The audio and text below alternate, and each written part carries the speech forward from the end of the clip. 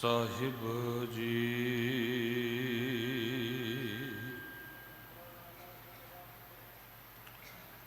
ਹਰ ਕੀ ਵਡਿਆਈ ਹਾਂ ਆਖ ਨਾ ਸਕਾਂ,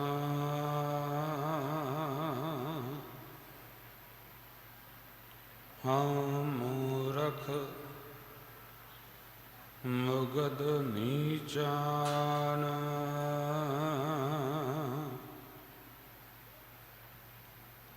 ਜਨ ਨਾਨਕ ਕੋ ਹਰ ਬਖਸ਼ ਲੈ ਮੇਰੇ ਸੁਆਮੀ।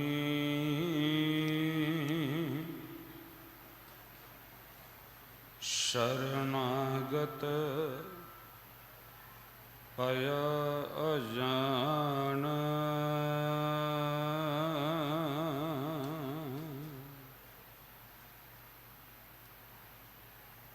ਤੇਰੇ ਕਵਨ ਕਵਨ ਗੁਣ ਕਹਿ ਕਹਿ ਗਾਵਾਂ। ਤੂੰ ਸਾਹਿਬ ਗੁਣੀ ਨਿਧਾਨਾ,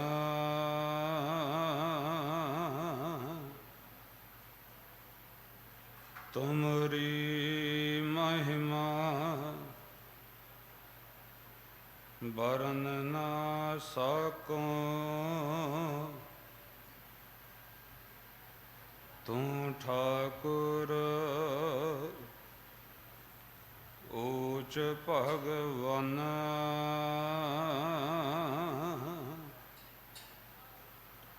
ਤੁਮਰੀ ਮਹਿਮਾ ਬਰਨ ਨਾ ਸਕਾਂ।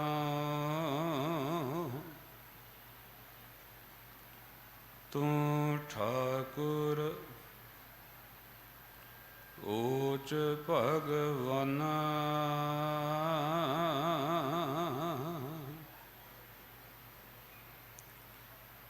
ਜੁਗੋ ਜੁਗ ਅਟਲ ਚਵਰ ਤਖਤ ਛਤਰ ਦੇ ਮਾਲਕ, ਕਿਰਪਾ ਨਿਧਾਨ ਭਗਤ ਵਸ਼ਲ।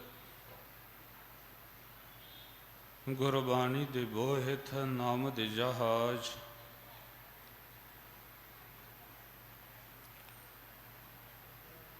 ਦੁਕਾਲੰ ਪ੍ਰਣਾਸੀ ਦਇਆਲੰ ਸਰੂਪੇ।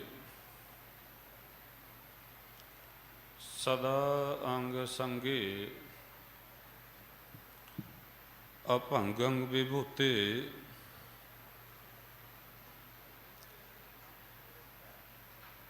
ਜੁਗੋ ਜੁਗ ਅਟਲ ਸਤਿਗੁਰੂ ਸ੍ਰੀ ਗੁਰੂ ਗ੍ਰੰਥ ਸਾਹਿਬ ਪਿਤਾ ਜੀ ਦੀ ਪਾਵਨ ਪਵਿੱਤਰ ਗੋਦ ਵਿੱਚ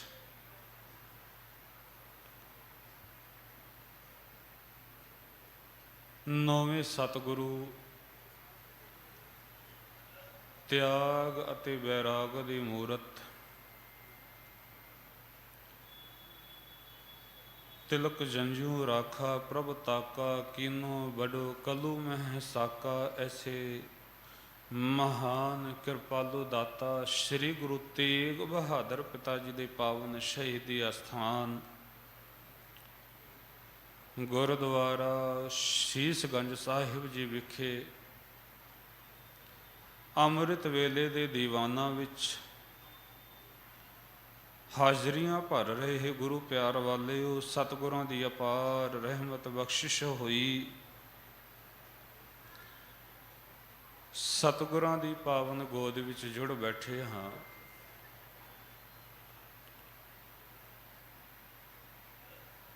ਕੁਝ ਗੁਰੂ ਕੇ ਪਿਆਰ ਵਾਲੇ ਇਸ ਪਾਵਨ ਅਸਥਾਨ ਤੇ ਜੁੜੇ, ਕੁਝ ਪੀਟੀ ਸੇ ਸਿਮਰਨ ਦੇ ਮਾਧਿਅਮ ਦੇ ਰਾਹੀਂ ਘਰ ਬੈਠੇ ਗੁਰਬਾਣੀ ਦਾ ਆਨੰਦ ਮਾਣ ਰਹੇ ਹਨ। ਸਤਿਗੁਰੂ ਪਾਤਸ਼ਾਹ ਜੀ ਦੀ ਅੰਮ੍ਰਿਤਮਈ ਬਾਣੀ ਦੀ ਜੋ ਵਿਚਾਰ ਆਪਾਂ ਰੋਜ਼ਾਨਾ ਸਰਵਣ ਕਰਦੇ ਹਾਂ, ਉਸ ਵਿਚਾਰ ਦੇ ਵਿੱਚ ਅੱਜ ਜੋ ਪੌੜੀ ਤੇ ਸ਼ਲੋਕ ਦੀ ਆਪਾਂ ਵਿਚਾਰ ਕਰਨੀ ਹੈ, ਬੜੇ ਪਿਆਰ ਨਾਲ ਭਾਈ ਸਾਹਿਬ ਜੀ ਪਾਸੋਂ ਹੁਕਮ ਰੂਪ ਵਿੱਚ ਆਪ ਜੀ ਨੇ ਸਰਵਣ ਕੀਤੀ ਹੈ। ਆਓ ਇਸ ਪਾਵਨ ਸ਼ਲੋਕ ਅਤੇ ਪੌੜੀ ਦੀ ਵਿਚਾਰ ਨੂੰ ਆਰੰਭਣ ਤੋਂ ਪਹਿਲਾਂ ਮਨ ਬਿਰਤੀਆਂ ਕਰੋ ਇਕਾਗਰ। ਪਿਆਰ ਨਾਲ ਸਤਿਗੁਰਾਂ ਦੀ ਬਖਸ਼ੀ ਹੋਈ ਗੁਰਫਤਿਹ ਪ੍ਰਵਾਨ ਕਰੋ। ਵਾਹਿਗੁਰੂ ਜੀ ਕਾ ਖਾਲਸਾ, ਵਾਹਿਗੁਰੂ ਜੀ ਕੀ ਫਤਿਹ। ਧੰਨ ਧੰਨ ਰਾਮਦਾਸ ਗੁਰ, ਜਿਨ ਸਰਿਆ ਤਿਨੈ ਸਵਾਰਿਆ। ਪੂਰੀ ਹੋਈ ਕਰਾਮਾਤ, ਆਪ ਸਿਰਜਣਹਾਰੈ ਧਾਰਿਆ। ਐਸੇ ਸਤਿਗੁਰੂ ਧੰਨ ਗੁਰੂ ਰਾਮਦਾਸ ਮਹਾਰਾਜ ਜੀ ਅੱਜ ਬਖਸ਼ਿਸ਼ ਕਰਦੇ ਨੇ। ਮਹਿਲਾ ਚੌਥਾ। ਸਾਹਿਬ ਜਿਸ ਦਾ ਨੰਗਾ ਭੁੱਖਾ ਹੋਵੇ, ਤਿਸ ਦਾ ਨਫਰ ਕਿੱਥੋਂ ਰਜ ਖਾਏ। ਸੱਚ ਜਾਣਨਾ, ਇਸ ਗੱਲ ਦੀ ਜੇ ਰਮਜ ਸਮਝ ਲੱਗ ਗਈ ਨਾ, ਸਾਡੇ ਜੀਵਨ ਦੀ ਭਟਕਣਾ ਮੁੱਕ ਜਾਣੀ ਹੈ। ਸਿੱਧੇ ਜੇ ਸੌਖੇ ਜੇ ਅਰਥ ਨੇ ਯਾਰ। ਸਤਿਗੁਰੂ ਕਹਿੰਦੇ ਜਿਸ ਦਾ ਸਾਹਿਬ, ਜਿਸ ਦਾ ਮਾਲਕ ਆਪ ਕੰਗਾਲ ਹੋਵੇ, ਨੰਗਾ ਭੁੱਖਾ ਹੋਵੇ। ਨੰਗਾ ਭੁੱਖਾ ਦਾ ਕੀ ਮਤਲਬ ਹੈ? ਕੰਗਾਲ ਹੋਵੇ, ਗਰੀਬੀ ਹੋਵੇ, ਨਿਰਧਨ ਹੋਵੇ, ਜਿਹੜਾ ਜਿਹਦੇ ਆਪਣੇ ਖਾਣੇ ਦੇ ਲਾਲੇ ਪਏ ਹੋਣ, ਜਿਸ ਕੋਲ ਆਪ ਪਾਉਣ ਨੂੰ ਕੁਝ ਨਾ ਹੋਵੇ, ਆਪਣੇ ਜਿਸ ਕੋਲ ਆਪ ਆਪਣੇ ਖਾਣ ਨੂੰ ਕੁਝ ਨਾ ਹੋਵੇ। ਸਤਿਗੁਰ ਕਹਿੰਦੇ ਤਿਸ ਦਾ ਨਫਰ ਕਿੱਥੋਂ ਰਜ ਖਾਏ। ਦੱਸੋ ਉਸ ਦਾ ਜਿਹੜਾ ਨੌਕਰ ਹੈ ਉਹ ਕਿਵੇਂ ਰਜ ਕੇ ਖਾਣਾ ਖਾਏਗਾ। ਇੰਜ ਕਹਿ ਲਈਏ ਵੀ ਅਸੀਂ ਅੱਜ ਸੰਸਾਰ ਦੇ ਵਿੱਚ ਵੇਖਦੇ ਹਾਂ, ਜਿਵੇਂ ਲੋਕੀ ਆਪਾਂ ਸਾਰੇ ਧੰਨ ਸ੍ਰੀ ਗੁਰੂ ਗ੍ਰੰਥ ਸਾਹਿਬ ਜੀ ਦਾ ਸਤਿਕਾਰ ਕਰਦੇ ਹਾਂ, ਮਾਣ ਨਾਲ ਸਜਦੇ ਕਰਦੇ ਹਾਂ, ਗੁਰੂ ਮੰਨਦੇ ਹਾਂ। ਅੱਜ ਲੋਕੀ ਵੀ ਕਹਿੰਦੇ ਵੀ ਅਸਾਂ ਵੀ ਗੁਰੂ ਪਦਵੀ ਤੇ ਕਿਉਂ ਨਾ ਬਹਿ ਜਾਈਏ, ਬੜਾ ਸੌਖਾ ਹੋਏਗਾ। ਕਿਉਂਕਿ ਲੱਗਦਾ ਏ ਵੀ ਜੇ ਗੁਰੂ ਬਣ ਗਏ ਫਿਰ ਬੜਾ ਆਨੰਦ ਹੈ। ਤੇ ਸੱਚ ਜਾਣਨਾ, ਗੁਰੂ ਘਰ ਦੇ ਵਿੱਚ ਵੀ ਜਦੋਂ ਲੋਕਾਂ ਨੇ ਵੇਖਿਆ ਵੀ ਇੱਥੇ ਤਾਂ ਆਨੰਦ ਹੈ, ਖੁਸ਼ੀਆਂ ਨੇ, ਤੇ ਗੁਰਤਾ ਗੱਦੀ ਦੇ ਦਾਅਵੇਦਾਰ ਬਹੁਤ ਬਣੇ। ਪਰ ਜਿਸ ਦਿਨ ਵੇਖਿਆ ਵੀ ਇਸ ਗੱਦੀ ਤੇ ਬਹਿ ਕੇ ਸ਼ਹਾਦਤਾਂ ਵੀ ਦੇਣੀਆਂ ਪੈਂਦੀਆਂ ਨੇ, ਤੇ ਉਸ ਵੇਲੇ ਫਿਰ ਕੋਈ ਦਾਅਵੇਦਾਰੀ ਦਾ ਅਗਲੀ ਗੱਦੀ ਤੇ ਬੈਠਣ ਵੇਲੇ ਕਿਸੇ ਨੇ ਆਪਣਾ ਹੱਕ ਨਹੀਂ ਜਤਾਇਆ। ਜਿਵੇਂ ਧੰਨ ਗੁਰੂ ਨਾਨਕ ਪਾਤਸ਼ਾਹ ਜੀ ਤੋਂ ਬਾਅਦ ਜਦੋਂ ਗੁਰਿਆਈ ਧੰਨ ਗੁਰੂ ਅੰਗਦ ਦੇਵ ਮਹਾਰਾਜ ਨੂੰ ਮਿਲੀ ਤੇ ਦਾਅਵੇਦਾਰ ਬਣੇ ਗੁਰੂ ਨਾਨਕ ਪਾਤਸ਼ਾਹ ਜੀ ਦੇ ਪੁੱਤਰ, ਵੀ ਇਸ ਗੱਦੀ ਤੇ ਸਾਡਾ ਹੱਕ ਹੈ। ਸਤਿਗੁਰੂ ਨੇ ਕਿਹਾ ਵੀ ਤੁਸੀਂ ਇੱਕ ਕੰਮ ਕਰਨਾ, ਗੁਰੂ ਅੰਗਦ ਪਾਤਸ਼ਾਹ ਜੀ, ਤੁਸੀਂ ਕਰਤਾਰਪੁਰ ਨਹੀਂ ਰਹਿਣਾ, ਤੁਸੀਂ ਖਡੂਰ ਸਾਹਿਬ ਚਲੇ ਜਾਓ, ਇਹ ਕਲੇਸ਼ ਮੁੱਕ ਜਾਏਗੀ। ਗੁਰੂ ਅੰਗਦ ਦੇਵ ਮਹਾਰਾਜ ਨੇ ਜਦੋਂ ਗੁਰਿਆਈ ਧੰਨ ਗੁਰੂ ਅਮਰਦਾਸ ਪਿਤਾ ਜੀ ਨੂੰ ਦਿੱਤੀ, ਫਿਰ ਕਲੇਸ਼ ਹੋਇਆ। ਗੁਰੂ ਅੰਗਦ ਪਾਤਸ਼ਾਹ ਜੀ ਦੇ ਪੁੱਤਰਾਂ ਨੇ ਕਿਹਾ ਵੀ ਗੱਦੀ ਤੇ ਸਾਡਾ ਹੱਕ ਹੈ, ਤੇ ਗੁਰੂ ਅੰਗਦ ਦੇਵ ਪਾਤਸ਼ਾਹ ਨੇ ਕਿਹਾ ਵੀ ਤੁਸੀਂ ਗੱਦੀ ਦੇ ਮਾਲਕ ਜੇ, ਪਰ ਤੁਸੀਂ ਖਡੂਰ ਸਾਹਿਬ ਨਹੀਂ ਬਹਿਣਾ, ਤੁਸੀਂ ਗੋਇੰਦਵਾਲ ਸਾਹਿਬ ਆਪਣਾ ਟਿਕਾਣਾ ਕਾਇਮ ਕਰਨਾ ਹੈ। ਗੁਰੂ ਅਮਰਦਾਸ ਮਹਾਰਾਜ ਗੋਇੰਦਵਾਲ ਸਾਹਿਬ ਰਹੇ। ਪਰ ਵੇਖੋ ਜਦੋਂ ਗੁਰੂ ਰਾਮਦਾਸ ਮਹਾਰਾਜ ਦਾ ਸਮਾਂ ਸੀ, ਉਦੋਂ ਵੀ ਦਾਅਵੇਦਾਰੀ ਪ੍ਰਿਥੀ ਚੰਦ ਨੇ ਕੀਤੀ ਵੀ ਇੱਥੇ ਤਾਂ ਮਾਇਆ ਆ ਰਹੀ ਹੈ, ਪਦਾਰਥ ਆ ਰਹੇ ਨੇ, ਲੋਕੀ ਸਜਦੇ ਕਰ ਰਹੇ ਨੇ, ਬੜਾ ਸੌਖਾ ਹੈ। ਤੇ ਜਿਸ ਦਿਨ ਧੰਨ ਗੁਰੂ ਅਰਜਨ ਦੇਵ ਪਾਤਸ਼ਾਹ ਜੀ ਦੀ ਸ਼ਹਾਦਤ ਹੋਈ, ਕੋਈ ਨਹੀਂ ਕਹਿਣ ਵਾਲਾ ਆਇਆ ਵੀ 6ਵੇਂ ਜਾਮੇ ਦੇ ਵਿੱਚ ਵੀ ਸਾਨੂੰ ਇਹ ਪਦਵੀ ਚਾਹੀਦੀ ਹੈ, ਅਸੀਂ ਇਸ ਗੱਦੀ ਦੇ ਮਾਲਕ ਬਣ ਜਾਈਏ। ਕਿਉਂਕਿ ਨਜ਼ਰ ਆਇਆ ਇਸ ਗੱਦੀ ਤੇ ਕੇਵਲ ਧਨ ਨਹੀਂ, ਪਦਾਰਥ ਨਹੀਂ, ਇਹਨਾਂ ਨੂੰ ਛੱਡਦਿਆਂ ਹੋਇਆਂ ਆਪਣੇ ਆਪ ਦਾ ਤਿਆਗ, ਆਪਣੀ ਸ਼ਹਾਦਤ ਵੀ ਦੇਣੀ ਪੈਂਦੀ ਹੈ। ਫਿਰ ਉਸ ਵੇਲੇ ਜਦੋਂ ਮੀਰੀ ਪੀਰੀ ਦੇ ਮਾਲਕ ਦੀ ਉਮਰ 11 ਕੁ ਸਾਲ ਦੀ ਹੈ, ਤੁਸੀਂ ਵੇਖੋ ਕੋਈ ਦੂਜਾ ਦਾਅਵੇਦਾਰ ਨਹੀਂ ਨਜ਼ਰ ਆਇਆ, ਕਿਸੇ ਨੇ ਨਹੀਂ ਕਿਹਾ ਵੀ ਸਾਨੂੰ ਗੱਦੀ ਮਿਲ ਜਾਏ। ਪਰ ਜਦੋਂ ਗੁਰੂ ਹਰਗੋਬਿੰਦ ਪਿਤਾ ਜੀ ਤੋਂ ਬਾਅਦ ਫਿਰ ਕੁਝ ਸਮਾਂ ਸ਼ਾਂਤੀ ਦਾ ਗੁਜ਼ਰਿਆ, ਕੋਈ ਕਲੇਸ਼ ਨਹੀਂ, ਕੋਈ ਜੰਗ ਨਹੀਂ, ਕੋਈ ਯੁੱਧ ਨਹੀਂ ਹੋਏ। ਉਹਨਾਂ ਤੋਂ ਬਾਅਦ ਕੁਝ ਸਮਾਂ ਲੰਘਣ ਤੋਂ ਬਾਅਦ ਗੁਰੂ ਹਰਕ੍ਰਿਸ਼ਨ ਮਹਾਰਾਜ ਦਾ ਵੇਲਾ ਆਉਣ ਤੋਂ ਵੇਲੇ ਉਹਨਾਂ ਨੇ ਵੇਖਿਆ ਵੀ ਹੁਣ ਦੁਬਾਰਾ ਪਹਿਲਾ ਵਾਲਾ ਸਮਾਂ ਆ ਗਿਆ, ਸੌਖਾ ਸਮਾਂ ਲੱਗਦਾ ਹੈ।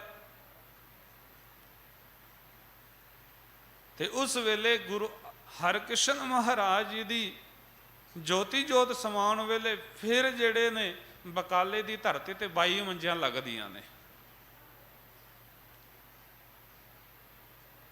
ਗੁਰੂ ਘਰ ਦੇ ਵੰਸ਼ ਵਿੱਚੋਂ ਹੋਰ ਮਸੰਦ ਆਪਣੀਆਂ ਗੱਦੀਆਂ ਲਾ ਬੈਂਦੇ ਨੇ ਵੀ ਹੁਣ ਸੌਖਾ ਸਮਾਂ ਹੈ। ਪਰ ਜਦੋਂ ਦਿੱਲੀ ਦੀ ਧਰਤੀ ਤੇ ਧੰਨ ਗੁਰੂ ਤੇਗ ਬਹਾਦਰ ਮਹਾਰਾਜ ਇਸ ਪਾਵਨ ਅਸਥਾਨ ਤੇ ਆਪਣੀ ਸ਼ਹਾਦਤ ਦਿੰਦੇ ਨੇ, ਫਿਰ 10ਵੇਂ ਜਾਮੇ ਵਿੱਚ ਫਿਰ ਕੋਈ ਨਹੀਂ ਅੱਗੇ ਆਂਦਾ। ਭਾਵੇਂ ਗੁਰੂ ਕਲਗੀਧਰ ਪਿਤਾ ਗੋਬਿੰਦ ਰਾਏ ਜੀ ਦੀ ਉਮਰ 9 ਕੁ ਸਾਲ ਦੀ ਹੈ, ਉਸ ਵੇਲੇ ਫਿਰ ਕੋਈ ਦਾਅਵੇਦਾਰ ਨਹੀਂ ਬਣਦਾ ਵੀ ਮੈਨੂੰ ਗੱਦੀ ਮਿਲ ਜਾਏ, ਕਿਉਂਕਿ ਪਤਾ ਹੈ ਇੱਥੇ ਆਪਣਾ ਆਪਾ ਫਿਰ ਵਾਰਨਾ ਪਿਆ ਹੈ, ਫਿਰ ਲੋੜ ਪੈ ਸਕਦੀ ਹੈ। ਬਿਲਕੁਲ ਇਸੇ ਢੰਗ ਦੇ ਨਾਲ ਅੱਜ ਜਿਵੇਂ ਕਦੇ ਬਕਾਲੇ ਦੀ ਧਰਤੀ ਤੇ 22 ਮੰਜੀਆਂ ਲੱਗੀਆਂ, ਅੱਜ 22 ਨਹੀਂ ਹੈ, 22,000 ਵੀ ਨਹੀਂ, ਪਤਾ ਨਹੀਂ ਕਿੰਨੀਆਂ ਨੇ ਜਿਹੜੇ ਆਪਣੇ ਆਪ ਨੂੰ ਗੁਰੂ ਸਦਾਉਂਦੇ ਨੇ। ਬਹੁਤ ਨੇ ਯਾਰ, ਪਰ ਚੇਤਾ ਰੱਖਿਓ ਸਤਿਗੁਰੂ ਪਾਤਸ਼ਾਹ ਉਸ ਗੱਲ ਨੂੰ ਅੱਜ ਸਮਝਾ ਰਹੇ ਨੇ ਵੀ ਜਿਸ ਦਾ ਗੁਰੂ ਹੀ, ਜਿਸ ਦਾ ਸਾਹਿਬ ਹੀ ਨੰਗਾ ਹੋਵੇ, ਭੁੱਖਾ ਹੋਵੇ, ਕੰਗਾਲ ਹੋਵੇ, ਜਿਸ ਦੇ ਆਪ ਦੇ ਪੱਲੇ ਨਾਮ ਦਾ ਧਨ ਨਾ ਹੋਵੇ, ਉਹ ਦੂਜੇ ਨੂੰ ਨਾਮ ਕਿਵੇਂ ਦੇਗਾ? ਇਸ ਗੱਲ ਨੂੰ ਇੰਝ ਸਮਝੀਏ ਵੀ ਜਿਸ ਮਨੁੱਖ ਨੂੰ ਆਪ ਇੱਕ ਨਦੀ, ਇੱਕ ਸਾਗਰ ਤਰਨਾ ਨਾ ਆਉਂਦਾ ਹੋਵੇ, ਤੇ ਆਪਾਂ ਕਹੀਏ ਉਸ ਮੱਲਾਹ ਕੋਲ ਜਾ ਕੇ ਪਿਆਰਿਆ ਅਸੀਂ ਤੇਰੀ ਬੇੜੀ ਵਿੱਚ ਬਹਿਣਾ ਚਾਹੁੰਦੇ ਹਾਂ, ਤੂੰ ਸਾਨੂੰ ਵੀ ਪਾਰ ਲੰਘਾ ਦੇ। ਜਿਹੜਾ ਆਪ ਬੇੜੀ ਚਲਾਉਣੀ ਨਹੀਂ ਜਾਣਦਾ, ਜਿਹੜਾ ਆਪ ਕੱਲਾ ਨਹੀਂ ਪਾਰ ਹੋ ਸਕਦਾ, ਉਸ ਦੀ ਬੇੜੀ ਵਿੱਚ ਜੇ ਅਸੀਂ ਵੀ ਬੈਠਾਂਗੇ ਤੇ ਇਹ ਤਾਂ ਪੱਕਾ ਹੈ ਵੀ ਡੁੱਬਾਂਗੇ ਹੀ ਡੁੱਬਾਂਗੇ। ਜੇ ਇਹੋ ਜਿਹੇ ਨੂੰ ਗੁਰੂ ਬਣਾਵਾਂਗੇ ਜਿਸ ਕੋਲ ਕੁਝ ਨਹੀਂ, ਜਿਸ ਦੀ ਆਪਣੀ ਪੂਰਤੀ ਨਹੀਂ ਹੁੰਦੀ, ਉਹ ਸਾਨੂੰ ਕੀ ਦੇਗਾ? ਜਿਸ ਕੋਲ ਆਪ ਕੋਲ ਨਾਮ ਦਾ ਧਨ ਨਹੀਂ, ਉਹ ਸਾਡੀ ਝੋਲੀ ਵਿੱਚ ਨਾਮ ਧਨ ਕਿਵੇਂ ਪਾਏਗਾ? ਜਿਹੜਾ ਆਪ ਨਿਰੰਕਾਰ ਨਾਲ ਮਿਲਿਆ ਹੋਇਆ ਨਹੀਂ, ਉਹ ਸਾਨੂੰ ਕਿਵੇਂ ਮਿਲਾ ਦੇਗਾ? ਨਹੀਂ ਨਾ ਮਿਲਾ ਸਕਦਾ। ਸਤਿਗੁਰੂ ਕਹਿੰਦੇ ਇਸ ਗੱਲ ਨੂੰ ਚੇਤਾ ਰੱਖੀ। ਅੱਜ ਜਿੰਨੇ ਵੇਖੋ ਥਾਂ ਥਾਂ ਤੇ ਡੇਰੇ ਖੁੱਲੇ ਹੋਏ ਨੇ, ਆਪਣੇ ਆਪ ਨੂੰ ਗੁਰੂ ਸਦਾਉਣ ਵਾਲੇ ਬੈਠੇ ਹੋਏ ਨੇ, ਤੇ ਲੋਕੀ ਤਿਨਾਂ ਕੋਲ ਜਾ ਵੀ ਰਹੇ ਨੇ। ਕਿਉਂਕਿ ਅੱਜ ਗੁਰੂ ਬਣਨਾ ਬੜਾ ਸੌਖਾ ਹੈ। ਕਿਉਂ ਸੌਖਾ ਹੈ? ਕਿਉਂਕਿ ਅੱਜ ਹਰ ਇੱਕ ਬੰਦੇ ਦੇ ਵਿੱਚ ਕੋਈ ਨਾ ਕੋਈ ਪਰੇਸ਼ਾਨੀ, ਕੋਈ ਨਾ ਕੋਈ ਦੁੱਖ ਹਰ ਬੰਦੇ ਨੂੰ ਲੱਗਿਆ ਹੋਇਆ। ਤੇ ਇਹ ਤਾਂ ਗੁਰਬਾਣੀ ਦਾ ਫੈਸਲਾ ਵੀ ਹੈ ਕਿ ਨਾਨਕ ਦੁਖੀਆ ਸਭ ਸੰਸਾਰ, ਕਿ ਹਰ ਕੋਈ ਦੁਖੀ ਹੈ। ਬਸ ਇਸ ਦੁੱਖ ਦਾ ਦੂਜਾ ਮਨੁੱਖ ਲਾਭ ਚੁੱਕ ਲੈਂਦਾ ਹੈ। ਵੀ ਪਤਾ ਹੈ ਵੀ ਇਸ ਦੇ ਘਰ ਦੇ ਵਿੱਚ ਜਾਂ ਤਾਂ ਕਲੇਸ਼ ਹੋਏਗਾ, ਜਾਂ ਇਸ ਦਾ ਕਾਰੋਬਾਰ ਨਹੀਂ ਚੱਲਦਾ ਹੋਏਗਾ, ਜਾਂ ਇਹ ਰੋਗੀ ਹੋਏਗਾ, ਜਾਂ ਇਹਦੀ ਗੁਆਂਢੀਆਂ ਦੇ ਨਾਲ ਨਹੀਂ ਬਣਦੀ ਹੋਵੇਗੀ। ਕੋਈ 5-7 ਚੀਜ਼ਾਂ ਨੇ ਸਾਡੇ ਜੀਵਨ ਵਿੱਚ, ਹਰ ਇੱਕ ਦੇ ਅੰਦਰ ਨਜ਼ਰ ਮਾਰ ਕੇ ਵੇਖਣਾ ਵੀ ਹਰ ਇੱਕ ਦੇ ਜੀਵਨ ਵਿੱਚ ਕੁਛ 5-7 ਬੰਦੇ ਵੀ ਬੈਠ ਕੇ ਵਿਚਾਰ ਕਰ ਲੈਣਾ, 5-7 ਪਰੇਸ਼ਾਨੀਆਂ ਨੇ ਜੋ ਉਹਨਾਂ ਵਿੱਚੋਂ ਇੱਕ ਅੱਧ ਕਿਸੇ ਨਾ ਕਿਸੇ ਦੇ ਜੀਵਨ ਵਿੱਚ ਜ਼ਰੂਰ ਹੋਵੇਗੀ। ਕਿਸੇ ਦੇ ਘਰ ਔਲਾਦ ਨਹੀਂ ਹੋਏਗੀ, ਜਾਂ ਕਿਸੇ ਦੀ ਔਲਾਦ ਆਖਾਂ ਨਹੀਂ ਮੰਨਦੀ ਹੋਏਗੀ, ਕਿਸੇ ਦਾ ਕਾਰੋਬਾਰ ਨਹੀਂ ਚੱਲਦਾ ਹੋਏਗਾ, ਕਿਸੇ ਦਾ ਘਰ ਨਹੀਂ ਹੋਵੇਗਾ। ਇਹ 2-4 ਚੀਜ਼ਾਂ ਹੀ ਨਹੀਂ ਨਾ। ਬਸ ਲੋਕਾਂ ਨੇ ਇਹਨਾਂ ਗੱਲਾਂ ਨੂੰ ਸੰਭਾਲ ਲਿਆ ਤੇ ਉਹ ਸਾਡੀ ਉਹਨਾਂ ਕਮੀਆਂ ਨੂੰ, ਉਹਨਾਂ ਦੁੱਖਾਂ ਨੂੰ ਆਪਣਾ ਹਥਿਆਰ ਬਣਾ ਕੇ ਇਸਤੇਮਾਲ ਕਰਦੇ ਨੇ। ਸੌਖੇ ਜਿਹੇ ਤਰੀਕੇ ਬਣਾ ਰੱਖੇ ਨੇ ਵੀ ਜਦੋਂ ਕੋਈ ਸਾਡੇ ਕੋਲ ਆਵੇਗਾ ਵੱਖਰੇ ਵੱਖਰੇ ਰਾਹ ਬਣਾ ਲਏ ਆਣ ਦੇ ਵੀ ਜਿਸ ਨੂੰ ਪੁੱਤਰ ਚਾਹੀਦਾ ਉਹ ਇਸ ਰਾਹ ਤੇ ਆਏਗਾ, ਜਿਹਦਾ ਵਿਆਹ ਨਹੀਂ ਹੋਇਆ ਉਹ ਇਸ ਰਾਹ ਤੇ ਆਏਗਾ, ਜਿਹਦਾ ਕਾਰੋਬਾਰ ਨਹੀਂ ਚੱਲਦਾ ਉਹ ਇਸ ਰਾਹ ਤੇ ਆਏਗਾ। ਤੇ ਅੱਗੇ ਬੈਠਾ ਹੋਇਆ ਜਿਹੜਾ ਗੁਰੂ, ਉਹ ਦੇਖਦਾ ਵੀ ਇਹ ਆਇਆ ਕਿਸ ਰਾਹ ਤੇ ਹੈ, ਤੇ ਉਹ ਦੱਸ ਦਿੰਦਾ ਵੀ ਆ ਮੈਂ ਤੈਨੂੰ ਦੱਸਾਂ, ਮੈਂ ਤੇਰੇ ਅੰਦਰ ਦੀ ਜਾਣਨ ਵਾਲਾ ਹਾਂ, ਮੇਰੀ ਅਵਸਥਾ ਇਹ ਘਟ ਘਟ ਕੇ ਅੰਤਰ ਕੀ ਜਾਣਤ, ਮੈਂ ਤੈਨੂੰ ਦੱਸਦਾ ਤੈਨੂੰ ਪਰੇਸ਼ਾਨੀ ਕੀ ਹੈ, ਤੇ ਪਰੇਸ਼ਾਨੀ ਦਾ ਫਿਰ ਦੱਸਦਾ ਤੈਨੂੰ ਹੱਲ ਕੀ ਹੈ। ਬੜਾ ਸੌਖਾ ਜਿਹਾ ਤਰੀਕਾ ਹੈ ਵੀ ਜਿਹੜੇ ਚੇਲੇ ਲਾਏ ਹੋਏ ਨੇ ਉਹਨਾਂ ਨੇ ਪਹਿਲਾਂ ਹੀ ਭੇਜਣਾ ਵੀ ਤੈਨੂੰ ਇਹ ਪਰੇਸ਼ਾਨੀ ਪੁੱਛਣਾ ਹੈ, ਉਸ ਰਾਹ ਤੇ ਭੇਜ ਦੇਣਾ ਹੈ। ਗੁਰੂ ਨੇ ਅੱਗੇ ਦੱਸ ਦੇਣਾ ਵੀ ਤੇਰੇ ਅੰਦਰ ਇਹ ਹਾਲਤ ਹੈ, ਬਿਨਾਂ ਪੁੱਛੇ ਦੱਸ ਦੇਣਾ। ਕੌਣ ਦੱਸੇ ਵੀ ਸਾਰਾ ਪ੍ਰੋਗਰਾਮ ਪਿੱਛੋਂ ਤਿਆਰ ਹੋ ਕੇ ਆ ਰਿਹਾ ਹੈ? ਕਦੇ ਵੇਖਿਆ? ਜਾਦੂਗਰ ਦੇ ਜੀਵਨ ਨੂੰ ਤੱਕਿਆ, ਜਾਂ ਫਿਰ ਜਾਦੂਗਰ ਦੀ ਅਵਸਥਾ ਕੀ ਹੈ? ਅੱਜ ਮੈਜਿਕ ਸ਼ੋ ਬੜੇ ਟੀਵੀ ਤੇ ਵੀ ਚੱਲਦੇ ਨੇ। ਕਦੇ ਉਹ ਮੈਜਿਕ ਸ਼ੋ ਕਰਨ ਵਾਲੇ ਨੇ ਕਿਹਾ ਵੀ ਮੈਂ ਗੁਰੂ ਹਾਂ, ਮੈਂ ਰੱਬ ਹਾਂ, ਉਹ ਸਪਸ਼ਟ ਕਹਿੰਦਾ ਵੀ ਇਹ ਕੇਵਲ ਮੈਜਿਕ ਹੈ, ਇਹ ਕੇਵਲ ਜਾਦੂ ਹੈ, ਇਹ ਹੱਥ ਦੀ ਸਫਾਈ ਹੈ, ਹੋਰ ਕੁਝ ਨਹੀਂ ਹੈ। ਪਰ ਉਸੇ ਮੈਜਿਕ ਨੂੰ ਦੂਜਾ ਮਨੁੱਖ ਕਹਿੰਦਾ ਹੈ, ਆਪਣੇ ਆਪ ਨੂੰ ਗੁਰੂ ਬਣਾ ਕੇ ਵਰਤਦਾ ਹੈ। ਫਰਕ ਇੰਨਾ ਹੈ। ਜਾਦੂਗਰ ਦੱਸ ਦਿੰਦਾ ਵੀ ਇਹ ਕੁਛ ਨਹੀਂ ਹੈ, ਦੂਜਾ ਕਹਿ ਦਿੰਦਾ ਨਹੀਂ ਪਿਆਰਿਆ ਮੈਂ ਤੇਰੇ ਅੰਦਰ ਦੀ ਜਾਣਦਾ ਹੈ, ਮੈਂ ਤੇਰੇ ਦੁੱਖ ਕੱਟਾਂਗਾ। ਤੇ ਸੱਚ ਕੀ ਹੈ? ਤੇ ਜਦੋਂ ਕੋਈ ਵਿਪਤਾ ਆਪਣੇ ਤੇ ਪੈਂਦੀ ਹੈ, ਆਪਣੇ ਆਪ ਤੇ ਕੋਈ ਰੋਗ ਲੱਗੇ ਤੇ ਆਪ ਭੱਜ ਜਾਂਦਾ ਕਿਤੇ ਹੋਰ, ਆਪ ਆਪਣੇ ਜੀਵਨ ਵਿੱਚ ਕੋਈ ਦੁੱਖ ਆਵੇ ਤੇ ਭਟਕਦਾ ਕਿਤੇ ਹੋਰ, ਤੇ ਦੂਜਿਆਂ ਨੂੰ ਕਹਿੰਦਾ ਵੀ ਮੇਰੇ ਕੋਲ ਆਓ ਮੈਂ ਤੁਹਾਡੇ ਦੁੱਖੜੇ ਹਾਰਾਂ। ਸਤਿਗੁਰੂ ਕਹਿੰਦੇ ਸੱਚ ਜਾਣੀ, ਜਿਸ ਨੇ ਇਹੋ ਜਿਹੇ ਨੂੰ ਆਪਣਾ ਗੁਰੂ ਬਣਾਇਆ, ਆਪਣਾ ਮਾਲਕ ਬਣਾਇਆ ਨਾ, ਜਿਹਦੇ ਆਪਣੇ ਪੱਲੇ ਕੁਝ ਨਾ ਹੋਵੇ, ਸਤਿਗੁਰੂ ਕਹਿੰਦੇ ਫਿਰ ਉਸਦਾ ਚੇਲਾ ਵੀ ਕਦੇ ਰੱਜ ਨਹੀਂ ਸਕਦਾ, ਕਦੇ ਤ੍ਰਿਪਤ ਨਹੀਂ ਹੋ ਸਕਦਾ। ਇਸ ਨੂੰ ਬਾਬਾ ਕਬੀਰ ਜੀ ਨੇ ਬੜੇ ਸੋਹਣੇ ਢੰਗ ਦੇ ਨਾਲ ਸਮਝਾਇਆ। ਕਹਿਣ ਲੱਗੇ ਜਿਹੇ ਮਾਰਗ ਪੰਡਿਤ ਗਏ ਪਾਛੈ ਪਰੀ ਬਹੀਰ। ਕਹਿੰਦੇ ਜਿਸ ਮਾਰਗ ਤੇ ਪੰਡਿਤ ਗਏ, ਬਹੀਰਾਂ ਘੱਟ ਕੇ ਲੋਕੀ ਤੁਰ ਪਏ ਵੀ ਬੜਾ ਸੌਖਾ ਜਿਹਾ ਮਾਮਲਾ ਹੈ, ਬੜਾ ਸੌਖਾ ਜਿਹਾ ਰਾਹ ਹੈ। ਪਰ ਬਾਬਾ ਕਬੀਰ ਜੀ ਕਹਿੰਦੇ ਮੈਂ ਇਸ ਮਾਰਗ ਤੇ ਨਹੀਂ ਤੁਰਿਆ, ਮੈਂ ਜਦੋਂ ਤੁਰਿਆ ਤੇ ਇੱਕ ਔਘਟ ਘਾਟੀ ਰਾਮ ਕੀਤੇ ਚੜ ਰਹੇ ਹੋ ਕਬੀਰ, ਮੈਂ ਇੱਕ ਵੱਖਰਾ ਰਾਹ, ਗੁਰਮਤ ਦਾ ਰਾਹ, ਸੱਚ ਦਾ ਰਾਹ ਅਪਣਾਇਆ ਹੈ। ਮੈਂ ਲੋਕਾਂ ਦੇ ਪਿੱਛੇ ਨਹੀਂ ਤੁਰਿਆ, ਮੈਂ ਭੇਡ ਚਾਲ ਨਹੀਂ ਅਪਣਾਈ, ਦੇਖਾ ਦੇਖੀ ਨਹੀਂ ਕੀਤਾ ਮੈਂ। ਅੱਜ ਕੱਲ੍ਹ ਹੁੰਦਾ ਹੀ ਕੀ ਹੈ? ਇਹੀ ਹੈ। ਅੱਜ ਪੰਜਾਬ ਦੇ ਵਿੱਚ ਜੋ ਕੁਝ ਹੋ ਰਿਹਾ, ਕਾਰਨ ਕੀ ਹੈ? ਸਿੱਖ ਆਪਣੇ ਧਰਮ ਤੋਂ ਦੂਰ ਕਿਉਂ ਜਾ ਰਹੇ ਨੇ? ਕਿਉਂ ਦੂਜੇ ਧਰਮ ਦੇ ਉਹਨਾਂ ਨੂੰ ਆਪਣੇ ਵੱਲ ਖਿੱਚਣ ਦੇ ਚ ਕਾਮਯਾਬ ਹੋ ਰਹੇ ਨੇ? ਬਹੁਤ ਵੱਡਾ ਕਾਰਨ ਹੈ, ਉਹਨਾਂ ਨੇ ਸਾਡੀਆਂ ਕਮੀਆਂ ਨੂੰ ਵੇਖਿਆ ਵੀ ਇਹਦੇ ਘਰ ਰੋਟੀ ਨਹੀਂ, ਇਹਦੇ ਘਰ ਪ੍ਰਸ਼ਾਦਾ ਨਹੀਂ, ਇਹਦੇ ਘਰ ਨੌਕਰੀ ਨਹੀਂ, ਇਹਦਾ ਕਾਰੋਬਾਰ ਨਹੀਂ। ਆਪਣੇ ਧਰਮ ਦੀ ਵਡਿਆਈ ਨਹੀਂ ਦੱਸ ਪਾ ਰਹੇ ਹੋ ਵੀ ਸਾਡੇ ਧਰਮ ਦੀ ਵਡਿਆਈ ਕੀ ਹੈ। ਉਹ ਕਹਿ ਰਹੇ ਤੁਹਾਨੂੰ ਇਹ ਕਮੀ ਹੈ, ਤੁਸੀਂ ਸਾਡੇ ਕੋਲ ਆਓ, ਤੁਹਾਡੀ ਅਸੀਂ ਕਮੀ ਦੂਰ ਕਰ ਦਿੰਦੇ। ਤੁਹਾਡੇ ਕੋਲ ਬੱਚਿਆਂ ਨੂੰ ਪੜ੍ਹਾਉਣ ਲਈ ਪੈਸਾ ਨਹੀਂ, ਅਸੀਂ ਦੇ ਦਿੰਦੇ ਹਾਂ। ਤੁਹਾਡੇ ਕੋਲ ਰੋਗ ਨੂੰ ਕੱਟਣ ਲਈ, ਇਲਾਜ ਕਰਾਉਣ ਲਈ ਪੈਸਾ ਨਹੀਂ, ਅਸੀਂ ਦੇ ਦਿੰਦੇ ਹਾਂ। ਤੁਸੀਂ ਸਾਡੇ ਧਰਮ ਦੇ ਵਿੱਚ ਆ ਜਾਓ। ਪਰ ਕੋਈ ਪੁੱਛੇ ਵੀ ਆਪਣੇ ਧਰਮ ਦੇ ਵਿੱਚ ਦੱਸੋ ਤੁਸੀਂ ਵੀ ਤੁਹਾਡੇ ਧਰਮ ਦੇ ਵਿੱਚ ਸਾਡੇ ਧਰਮ ਨਾਲੋਂ ਕੀ ਵਧਿਆ, ਕੀ ਉੱਤਮਤਾਈ ਹੈ? ਤੁਹਾਡਾ ਇੱਕ ਜਿਸ ਨੂੰ ਤੁਸੀਂ ਗੋਡ ਮੰਨਦੇ ਹੋ, ਗੋਡ ਦਾ ਪੁੱਤਰ ਮੰਨਦੇ ਹੋ, ਯਿਸੂ ਮਸੀਹ, ਉਹ ਇੱਕੋ ਇੱਕ ਸੂਲੀ ਤੇ ਚੜ੍ਹੇ ਨੇ। ਇੱਥੇ ਤਾਂ ਅਨੇਕਾਂ ਨੇ ਜਿਹੜੇ ਸੂਲੀ ਤੇ ਚੜ੍ਹਨ ਵਾਲੇ ਨੇ। ਇੱਥੇ ਤਾਂ ਰੋਜ਼ ਹੀ ਕੋਈ ਨਾ ਕੋਈ ਸ਼ਹੀਦੀ ਦਿਹਾੜਾ ਗੁਰੂ ਕੇ ਪਿਆਰਿਆਂ ਦਾ ਸਾਡੇ ਜੀਵਨ ਵਿੱਚ ਨਜ਼ਰ ਆਉਂਦਾ ਹੈ, ਇਤਿਹਾਸ ਵਿੱਚ ਨਜ਼ਰ ਆਉਂਦਾ ਹੈ। ਇੱਥੇ ਇੱਕ ਨਹੀਂ ਹੈ। 40 ਮੁਕਤਿਆਂ ਦੀ ਵੀ ਜੇ ਗੱਲ ਕਰੀਏ ਤੇ 3 ਵਾਰ 40 ਮੁਕਤੇ, 40 ਸਿੰਘਾਂ ਦੀਆਂ ਸ਼ਹਾਦਤਾਂ ਹੋਈਆਂ ਨੇ ਇਤਿਹਾਸ ਵਿੱਚ।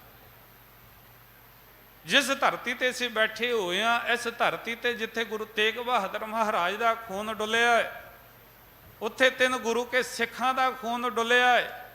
ਤੇ ਇਸ ਕੋਤਵਾਲੀ ਵਿੱਚ ਇਤਿਹਾਸ ਫਿਰ ਅੱਗੇ ਜਾ ਕੇ ਜ਼ਿਕਰ ਕਰਦਾ ਹੈ, ਜਦੋਂ ਭਾਈ ਬਾਬਾ ਬੰਦਾ ਸਿੰਘ ਬਹਾਦਰ ਦੇ ਨਾਲ 700 ਸਿੰਘ ਦਿੱਲੀ ਲੈ ਕੇ ਆਏ ਗਏ, 700 ਦੀ ਸ਼ਹਾਦਤ ਹੋਈ। ਉਹ ਵੀ ਕਹਿੰਦੇ ਕੋਤਵਾਲੀ ਇਸ ਧਰਤੀ ਤੇ ਸ਼ਹਾਦਤ ਹੋਈ। ਰੋਜ਼ਾਨਾ 100 ਸਿੰਘਾਂ ਦੀਆਂ ਸ਼ਹਾਦਤਾਂ, ਉਹਨਾਂ ਦਾ ਖੂਨ ਇਸ ਧਰਤੀ ਤੇ ਡੁੱਲਿਆ ਹੈ। ਤੁਹਾਡਾ ਇੱਕ ਹੈ ਜਿਹੜਾ ਸੂਲੀ ਤੇ ਚੜਿਆ। ਇੱਥੇ ਤਾਂ ਰੋਜ਼ ਨੇ ਜਿਹੜੇ ਚਰਖੀਆਂ ਤੇ ਚੜੇ ਨੇ, ਆਰਿਆਂ ਦੇ ਨਾਲ, ਜਿਨ੍ਹਾਂ ਨੇ ਆਪਣਾ ਆਪਾ ਚਰਵਾਇਆ ਹੈ, ਜਿਨ੍ਹਾਂ ਨੇ ਪੁੱਠੀਆਂ ਖੱਲਾਂ ਲਵਾਈਆਂ ਨੇ। ਇਹੋ ਜਿਹੇ ਕੇਵਲ ਮਨੁੱਖ ਹੀ ਨਹੀਂ, ਬੀਬੀਆਂ ਵੀ ਨੇ ਜਿਨ੍ਹਾਂ ਨੇ ਆਪਣੇ ਪੁੱਤਰਾਂ ਦੇ ਟੋਟੇ ਟੋਟੇ ਕਰਵਾ ਕੇ ਹਾਰ ਆਪਣੇ ਗਲਾਂ ਵਿੱਚ ਪਵਾਏ ਨੇ, ਖਨੀ ਖਨੀ ਰੋਟੀਆਂ ਤੇ ਗੁਜ਼ਾਰਾ ਕੀਤਾ ਹੈ। ਤੇ ਕੋਈ ਗੱਲ ਤਾਂ ਕਰੇ ਨਾ ਵੀ ਸਾਡੇ ਧਰਮ ਨਾਲੋਂ ਤੁਹਾਡੇ ਵਿੱਚ ਕੀ ਬੈਸਟ ਹੈ, ਫਿਰ ਅਸੀਂ ਤੁਹਾਡੇ ਧਰਮ ਨੂੰ ਕਬੂਲ ਕਰਾਂਗੇ। ਨਹੀਂ, ਅਸੀਂ ਸਮਝ ਨਹੀਂ ਸਕੇ ਆਪਣੀ ਸਿੱਖੀ ਨੂੰ। ਪਹਿਲਾਂ ਤਾਂ ਸਾਨੂੰ ਲੱਗਦਾ ਹੈ ਵੀ ਕੇਵਲ ਕੋਈ ਧਨ ਦੇ, ਪਦਾਰਥ ਦੇ, ਰੋਟੀ ਦੇ, ਸਾਨੂੰ ਕਾਰੋਬਾਰ ਦੇ, ਗੱਲ ਫਿਨਿਸ਼ ਹੈ, ਗੱਲ ਮੁੱਕਦੀ ਹੈ। ਸਾਨੂੰ ਧਰਮ ਤੋਂ ਕੀ ਲੈਣਾ, ਸਾਨੂੰ ਸਿੱਖੀ ਤੋਂ ਕੀ ਲੈਣਾ, ਅਸੀਂ ਭੁੱਲ ਜਾਂਦੇ ਹਾਂ, ਭੁੱਲ ਜਾਂਦੇ ਹਾਂ। ਸਿੱਖੀ ਕੇਵਲ ਪਦਾਰਥਾਂ ਦਾ ਵਿਸ਼ਾ ਨਹੀਂ ਹੈ। ਸਿੱਖੀ ਕੇਵਲ ਰਾਜ ਮਾਣਨ ਦਾ ਵਿਸ਼ਾ ਨਹੀਂ ਹੈ। ਸਿੱਖੀ ਕੇਵਲ ਅਮੀਰੀ ਦਾ ਵਿਸ਼ਾ ਨਹੀਂ ਹੈ। ਜੇ ਕੋਈ ਕਹੇ ਵੀ ਅਮੀਰ ਹੋਣਾ ਹੀ ਸਿੱਖੀ ਹੈ ਜਾਂ ਸਿੱਖ ਅਮੀਰ ਹੋਣੇ ਚਾਹੀਦੇ ਨੇ, ਗੁਰੂ ਕਲਗੀਧਰ ਪਿਤਾ ਜੀ ਦੇ ਕੋਲ 22 ਧਰ ਦੇ ਪਹਾੜੀਏ ਵੀ ਆਏ ਸਨ ਵੀ ਅਸੀਂ ਵੀ ਤੁਹਾਡੀ ਸਿੱਖੀ ਲੈਣਾ ਚਾਹੁੰਦੇ ਹਾਂ, ਅਸੀਂ ਵੀ ਅੰਮ੍ਰਿਤ ਛਕਣਾ ਚਾਹੁੰਦੇ ਹਾਂ, ਪਰ ਸਾਡਾ ਬਾਟਾ ਵੱਖਰਾ ਤਿਆਰ ਕਰ ਦਿਓ, ਅਸੀਂ ਵੀ ਅੰਮ੍ਰਿਤ ਪਾਨ ਕਰ ਲਵਾਂਗੇ, ਅਸੀਂ ਵੀ ਖਾਲਸਾ ਸਜ ਆਵਾਂਗੇ। ਪਰ ਕਲਗੀਧਰ ਪਿਤਾ ਜੀ ਨੇ ਇੱਕੋ ਗੱਲ ਕਹੀ ਵੀ ਪਿਆਰਿਓ, ਜੇ ਖਾਲਸਾ ਸਜਣਾ ਹੈ ਤੇ ਬਾਟਾ ਇੱਕੋ ਹੋਏਗਾ, ਵੱਖਰਾ ਨਹੀਂ ਤਿਆਰ ਹੋਣਾ। ਇੱਕੋ ਬਾਟੇ ਦੇ ਵਿੱਚੋਂ ਹਰ ਇੱਕ ਨੂੰ ਛਕਣਾ ਪਏਗਾ। ਮਨਜ਼ੂਰ ਤੇ ਆਓ, ਨਹੀਂ ਮਨਜ਼ੂਰ ਤੇ ਜਾ ਸਕਦੇ ਹੋ। ਜੇ ਕਲਗੀਧਰ ਪਿਤਾ ਜੀ ਨੂੰ ਐਵੇਂ ਸਿੱਖੀ ਵਧਾਣੀ ਹੋ ਦਿੰਦੀ ਨਾ, ਤੇ ਕਹਿੰਦੇ ਨਾ ਆ ਜਾਓ ਸਾਰੇ 22 ਧਰ ਦੇ ਰਾਜੇ, ਤੁਸੀਂ ਛਕੋ, ਤੁਸੀਂ ਛਕੋਗੇ, ਤੁਹਾਡਾ ਖਾਨਦਾਨ ਛਕੇਗਾ, ਤੁਹਾਡਾ ਖਾਨਦਾਨ ਛਕੇਗਾ, ਤੁਹਾਡੀ ਪ੍ਰਜਾ ਛਕੇਗੀ। ਸਿੱਖੀ ਕਿੰਨੀ ਵੱਡੀ ਹੋਏਗੀ ਫਿਰ।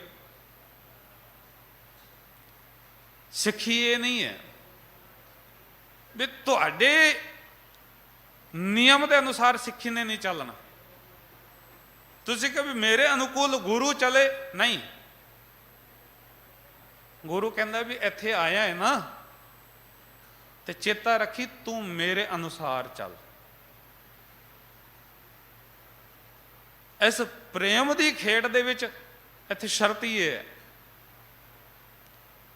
ਸਭ ਤੋਂ ਵੱਡਾ ਕਨਸੈਪਟ ਹੀ ਸਤਿਗੁਰੂ ਨੇ ਇਹ ਦਿੱਤਾ ਸਾਨੂੰ ਕਿ ਜੋ ਤੋ ਪ੍ਰੇਮ ਖਿਲਣ ਕਾ ਚਾਓ, ਸਿਰ ਦਰ ਤਲੀ ਗਲੀ ਮੇਰੀ ਆਓ, ਇਤ ਮਾਰਗ ਪੈਰ ਧਰੀ ਜੈ, ਸਿਰ ਦੀਜੈ ਕਾਣ ਨਾ ਕੀਜੈ। ਸਤਿਗੁਰੂ ਕਹਿੰਦੇ ਇੱਥੇ ਆਇਆ ਤੇ ਹੱਥ ਦੀ ਤਲੀ ਤੇ ਸ਼ੀਸ਼ ਰੱਖ ਕੇ ਆ, ਫਿਰ ਪ੍ਰਵਾਨਗੀ ਹੈ। ਤੂੰ ਕਹੇ ਵੀ ਨਹੀਂ ਸਤਿਗੁਰੂ ਮੈਂ ਸ਼ੀਸ਼ ਨਹੀਂ ਭੇਟ ਕਰਨਾ, ਮੇਰੀਆਂ ਕੁਝ ਸ਼ਰਤਾਂ ਨੇ। ਸਤਿਗੁਰ ਕਹਿੰਦੇ ਫਿਰ ਤੇਰੀ ਸ਼ਰਤ ਇੱਥੇ ਕਬੂਲ ਨਹੀਂ ਪੈਂਦੀ, ਫਿਰ ਤੂੰ ਕਿਤੇ ਹੋਰ ਜਾ ਜਿੱਥੇ ਤੇਰੀ ਸ਼ਰਤ ਕਬੂਲ ਪਏ। ਇੱਥੇ ਵਪਾਰ ਨਹੀਂ ਹੈ। ਇੱਥੇ ਸਤਿਗੁਰੂ ਕਹਿੰਦੇ ਤੂੰ ਆਪਣਾ ਆਪਾ ਭੇਟ ਜਿਸ ਦਿਨ ਕਰ ਦੇਂਗਾ ਨਾ, ਫਿਰ ਤੈਨੂੰ ਕਹਿਣ ਦੀ ਵੀ ਲੋੜ ਨਹੀਂ ਪੈਣੀ ਮੈਨੂੰ ਇਹ ਕੁਝ ਚਾਹੀਦਾ ਹੈ। ਫਿਰ ਗੁਰੂ ਪਾਤਸ਼ਾਹ ਨੇ ਆਪਣਾ ਆਪਾ ਹੀ ਨਹੀਂ, ਆਪਣਾ ਸਭ ਕੁਝ ਤੇਰੀ ਝੋਲੀ 'ਚ ਪਾ ਦੇਣਾ ਹੈ। ਪਰ ਆਪਾਂ ਪਹਿਲਾਂ ਸ਼ਰਤ ਰੱਖੀਏ, ਸਤਿਗੁਰੂ ਨੂੰ ਕਬੂਲ ਨਹੀਂ। ਇੱਥੇ ਤਾਂ ਸ਼ਰਤ ਇਹ, ਗੁਰ ਕੇ ਗ੍ਰਹਿ ਸੇਵਕ ਜੋ ਰਹਿ, ਗੁਰ ਕੀ ਆਗਿਆ ਮਨ ਮੈਂ ਸਹਿ, ਆਪਸ ਕੋ ਕਰ ਕਛ ਨਾ ਜਨਾਵੇ, ਹਰ ਹਰ ਨਾਮ ਹਿਰਦੈ ਸਦ ਧਿਆਵੇ, ਫਿਰ ਮਨ ਵੇਚੈ ਸਤਿਗੁਰ ਕੈ ਪਾਸ। ਸਤਿਗੁਰ ਕਹਿੰਦੇ ਇਹ ਕੰਮ ਕਰ ਲਈ, ਫਿਰ ਤਿਸ ਸੇਵਕ ਕੇ ਤੇ ਸੇਵਾ ਕਰਤ ਹੋਏ ਨੇ ਕਾਮੀ, ਤਿਸ ਕੋ ਹੋਤ ਪ੍ਰਾਪਤ ਸੋ। ਇੰਨਾ ਸੌਖਾ ਹੈ। ਸਤਿਗੁਰੂ ਕਹਿੰਦੇ ਪਰ ਤੂੰ ਕਹੇ ਵੀ ਮੈਨੂੰ ਸਭ ਕੁਝ ਮਿਲ ਜਾਏ, ਕਹਿੰਦੇ ਮਿਲ ਜਾਏਗਾ ਪਰ ਆਪਣਾ ਆਪਾਂ ਵੇਚਣਾ ਪਏਗਾ।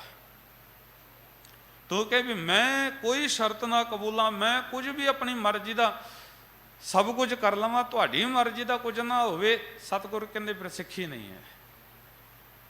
ਅੱਜ ਹੋਈ ਇਹ ਕੁਝ ਯਾਰ, ਅੱਜ ਉਸ ਪਾਸੇ ਨੂੰ ਭੱਜਣ ਦਾ ਲੋਕਾਂ ਦਾ ਕਾਰਨ ਹੀ ਹੈ। ਉਹ ਕਹਿੰਦੇ ਵੀ ਉਹਨਾਂ ਨੇ ਸਾਨੂੰ ਖੁੱਲ੍ਹ ਦਿੱਤੀ ਹੋਈ ਹੈ, ਆਜ਼ਾਦੀ ਦਿੱਤੀ ਹੋਈ ਹੈ, ਪੂਰੀ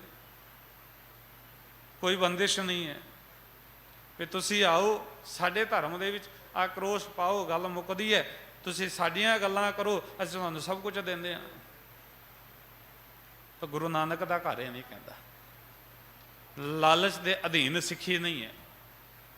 ਕਿਤੇ ਇਤਿਹਾਸ ਪੜ੍ਹ ਕੇ ਵੇਖੋ, ਕਲਗੀਧਰ ਪਿਤਾ ਜੀ ਤੋਂ ਤੱਕ, ਗੁਰੂ ਨਾਨਕ ਮਹਾਰਾਜ ਤੋਂ ਲੈ ਕੇ, ਕਦੇ ਕਿਤੇ ਵੀ ਗੁਰੂ ਪਾਤਸ਼ਾਹ ਨੇ ਕਿਹਾ ਵੀ ਸਿੱਖਾ ਐ ਮਨੁੱਖ ਤੂੰ ਸਿੱਖੀ ਧਾਰਨ ਕਰ, ਮੈਂ ਤੈਨੂੰ ਇਹ ਕੁਝ ਦਿਆਂਗਾ। ਤਨ ਧੀ ਪੁੱਤਰ ਪਦਾਰਥ ਹੋਰ ਚੀਜ਼ਾਂ ਦਿਆਂਗਾ, ਕਿਤੇ ਵੀ ਨਜ਼ਰ ਨਹੀਂ ਆਏਗਾ। ਇਹ ਗੱਲ ਵੱਖਰੀ ਹੈ ਵੀ ਜਿਸ ਨੇ ਸਿੱਖੀ ਧਾਰਨ ਕਰ ਲਈ, ਗੁਰੂ ਨੇ ਉਸ ਦੀ ਝੋਲੀ ਵਿੱਚ ਸਭ ਕੁਝ ਪਾ ਦਿੱਤਾ, ਇਹ ਗੱਲ ਵੱਖਰੀ ਹੈ। ਪਰ ਕੋਈ ਕਹੇ ਵੀ ਗੁਰੂ ਕਹਿ ਰਹੇ ਵੀ ਤੂੰ ਸਿੱਖੀ ਵਿੱਚ ਆ, ਮੈਂ ਤੈਨੂੰ ਪੁੱਤਰ ਦਿਆਂਗਾ, ਧੀ ਦਿਆਂਗਾ, ਪਦਾਰਥ ਦਿਆਂਗਾ, ਕਾਰੋਬਾਰ ਦਿਆਂਗਾ, ਕਿਤੇ ਨਜ਼ਰ ਨਹੀਂ ਆਏਗਾ, ਕਿਤੇ ਨਹੀਂ। ਗੁਰੂ ਕੋਲ ਇੱਕੋ ਸਤਿਗੁਰ ਕਹਿੰਦੇ ਵੀ ਮੇਰੀ ਸਿੱਖੀ ਤਾਂ ਮਿਲਣੀ ਹੈ ਜਦੋਂ ਆਪਣਾ ਆਪਾਂ ਸਮਰਪਣ ਕਰੇਗਾ, ਤੇਰੇ ਅੰਦਰ ਮੰਗ ਨਾ ਰਹਿ ਜਾਏ, ਤੇਰੇ ਅੰਦਰ ਖੁਆਇਸ਼ਾਂ ਨਾ ਰਹਿ ਜਾਣ, ਫਿਰ ਗੱਲ ਬਣਦੀ ਹੈ। ਤੇ ਇਹ ਗੱਲ ਸੱਚ ਹੈ ਵੀ ਜਦੋਂ ਆਪਣਾ ਆਪਾਂ ਗਵਾ ਦਈਏ ਨਾ, ਤਾਂ ਹੀ ਕਿਸੇ ਪਦਵੀ ਤੇ ਪਹੁੰਚ ਸਕੀਦਾ ਹੈ। ਜਿਵੇਂ ਕਿ ਕਿਸੇ ਬੀਜ ਨੂੰ ਤੱਕਣਾ, ਉਹ ਬੀਜ ਜਦੋਂ ਤੱਕ ਧਰਤੀ ਵਿੱਚ ਨਹੀਂ ਨਾ ਮਿਲਦਾ, ਆਪਣਾ ਆਪਾਂ ਨਹੀਂ ਨਾ ਗਵਾਉਂਦਾ, ਉਦੋਂ ਤੱਕ ਉਹ ਕਿਸੇ ਦਰਖਤ ਦਾ ਰੂਪ ਇਖਤਿਆਰ ਨਹੀਂ ਕਰ ਸਕਦਾ। ਇੱਕ ਬੀਜ ਨੂੰ ਆਪਣਾ ਆਪਾ ਗਵਾਉਣਾ ਪੈਂਦਾ ਹੈ, ਉਹ ਮਿੱਟੀ ਵਿੱਚ ਰਲ ਜਾਂਦਾ ਹੈ, ਫਿਰ ਉਹ ਧਰਤੀ ਵਿੱਚੋਂ ਪੁੰਗਰਦਾ ਹੈ, ਇੱਕ ਵਿਸ਼ਾਲ ਦਰਖਤ ਬਣਦਾ ਹੈ। ਤੇ ਇੱਕ ਬੀਜ ਤੋਂ ਅਨੇਕਾਂ ਫਲ ਲੱਗਦੇ ਨੇ, ਅਨੇਕਾਂ ਫਲਾਂ ਵਿੱਚੋਂ ਅਨੇਕਾਂ ਬੀਜ ਪੈਦਾ ਹੋ ਜਾਂਦੇ ਨੇ। ਸਤਿਗੁਰ ਕਹਿੰਦੇ ਇਹੋ ਹੀ ਹੈ, ਸਿੱਖ ਨੂੰ ਇੱਥੇ ਆਪਣਾ ਆਪਾ ਗਵਾਉਣਾ। ਤਾਂਯੋ ਕਿਸੇ ਅਦੀਬ ਨੇ ਕਿਹਾ ਨਾ, ਕਹਿੰਦੇ ਮਿਟਾ ਦੇ ਆਪਣੀ ਹਸਤੀ ਕੋ, ਅਗਰ ਕਿਛ ਮਰਤਬਾ ਚਾਹੇ ਕਿ ਦਾਨਾ ਖਾਕ ਮੇਂ ਮਿਲ ਕਰ ਗੁਲੇ ਗੁਲਜ਼ਾਰ ਹੋਤਾ ਹੈ। ਇਹ ਆਪਣੀ ਹਸਤੀ ਨੂੰ ਮਿਟਾਣਾ ਹੈ। ਦੂਜੇ ਤੁਹਾਡੀਆਂ ਹਸਤੀਆਂ ਬਣਾਉਣ ਦੀਆਂ ਗੱਲ ਕਰਦੇ ਨੇ, ਗੁਰੂ ਕਹਿੰਦਾ ਇੱਥੇ ਗਵਾ। ਜਿਸ ਦਿਨ ਗਵਾਏਗਾ ਫਿਰ ਆਪ ਗਵਾਈਏ ਤਾਂ ਸ਼ਹਿ ਪਾਈਏ। ਸਤਿਗੁਰੂ ਕਹਿੰਦੇ ਤਾਂ ਰੱਬ ਮਿਲਣਾ ਜਦੋਂ ਆਪਣਾ ਆਪਾਂ ਗਵਾਏਗਾ। ਰੱਬ ਨੂੰ ਪਾਉਣ ਦੇ ਵਿੱਚ ਦੂਰੀ ਨਹੀਂ ਹੈ, ਦੂਰੀ ਇੰਨੀ ਕੁ ਹੈ ਬਸ ਆਪਣਾ ਆਪਾਂ ਗਵਾਉਣਾ ਆ ਜਾਏ, ਆਪਣਾ ਆਪ ਤਿਆਗ ਕਰਨਾ ਆ ਜਾਏ, ਆਪਣੇ ਆਪ ਨੂੰ ਮਿਟਾਉਣਾ ਆ ਜਾਏ। ਬੜਾ ਸੁੱਖ ਹੈ, ਹੋਰ ਕੁਝ ਨਹੀਂ। ਬਾਬਾ ਰਵਿਦਾਸ ਜੀ ਕਹਿ ਰਹੇ ਨੇ ਨਾ ਬਾਣੀ ਦੇ ਵਿੱਚ ਕਿ ਜਬ ਹਮ ਹੋਤੇ ਤਬ ਤੂੰ ਨਹੀਂ, ਅਬ ਤੂੰ ਹੀ ਮੈਂ ਨਹੀਂ। ਇਹ ਅਵਸਥਾ ਹੈ।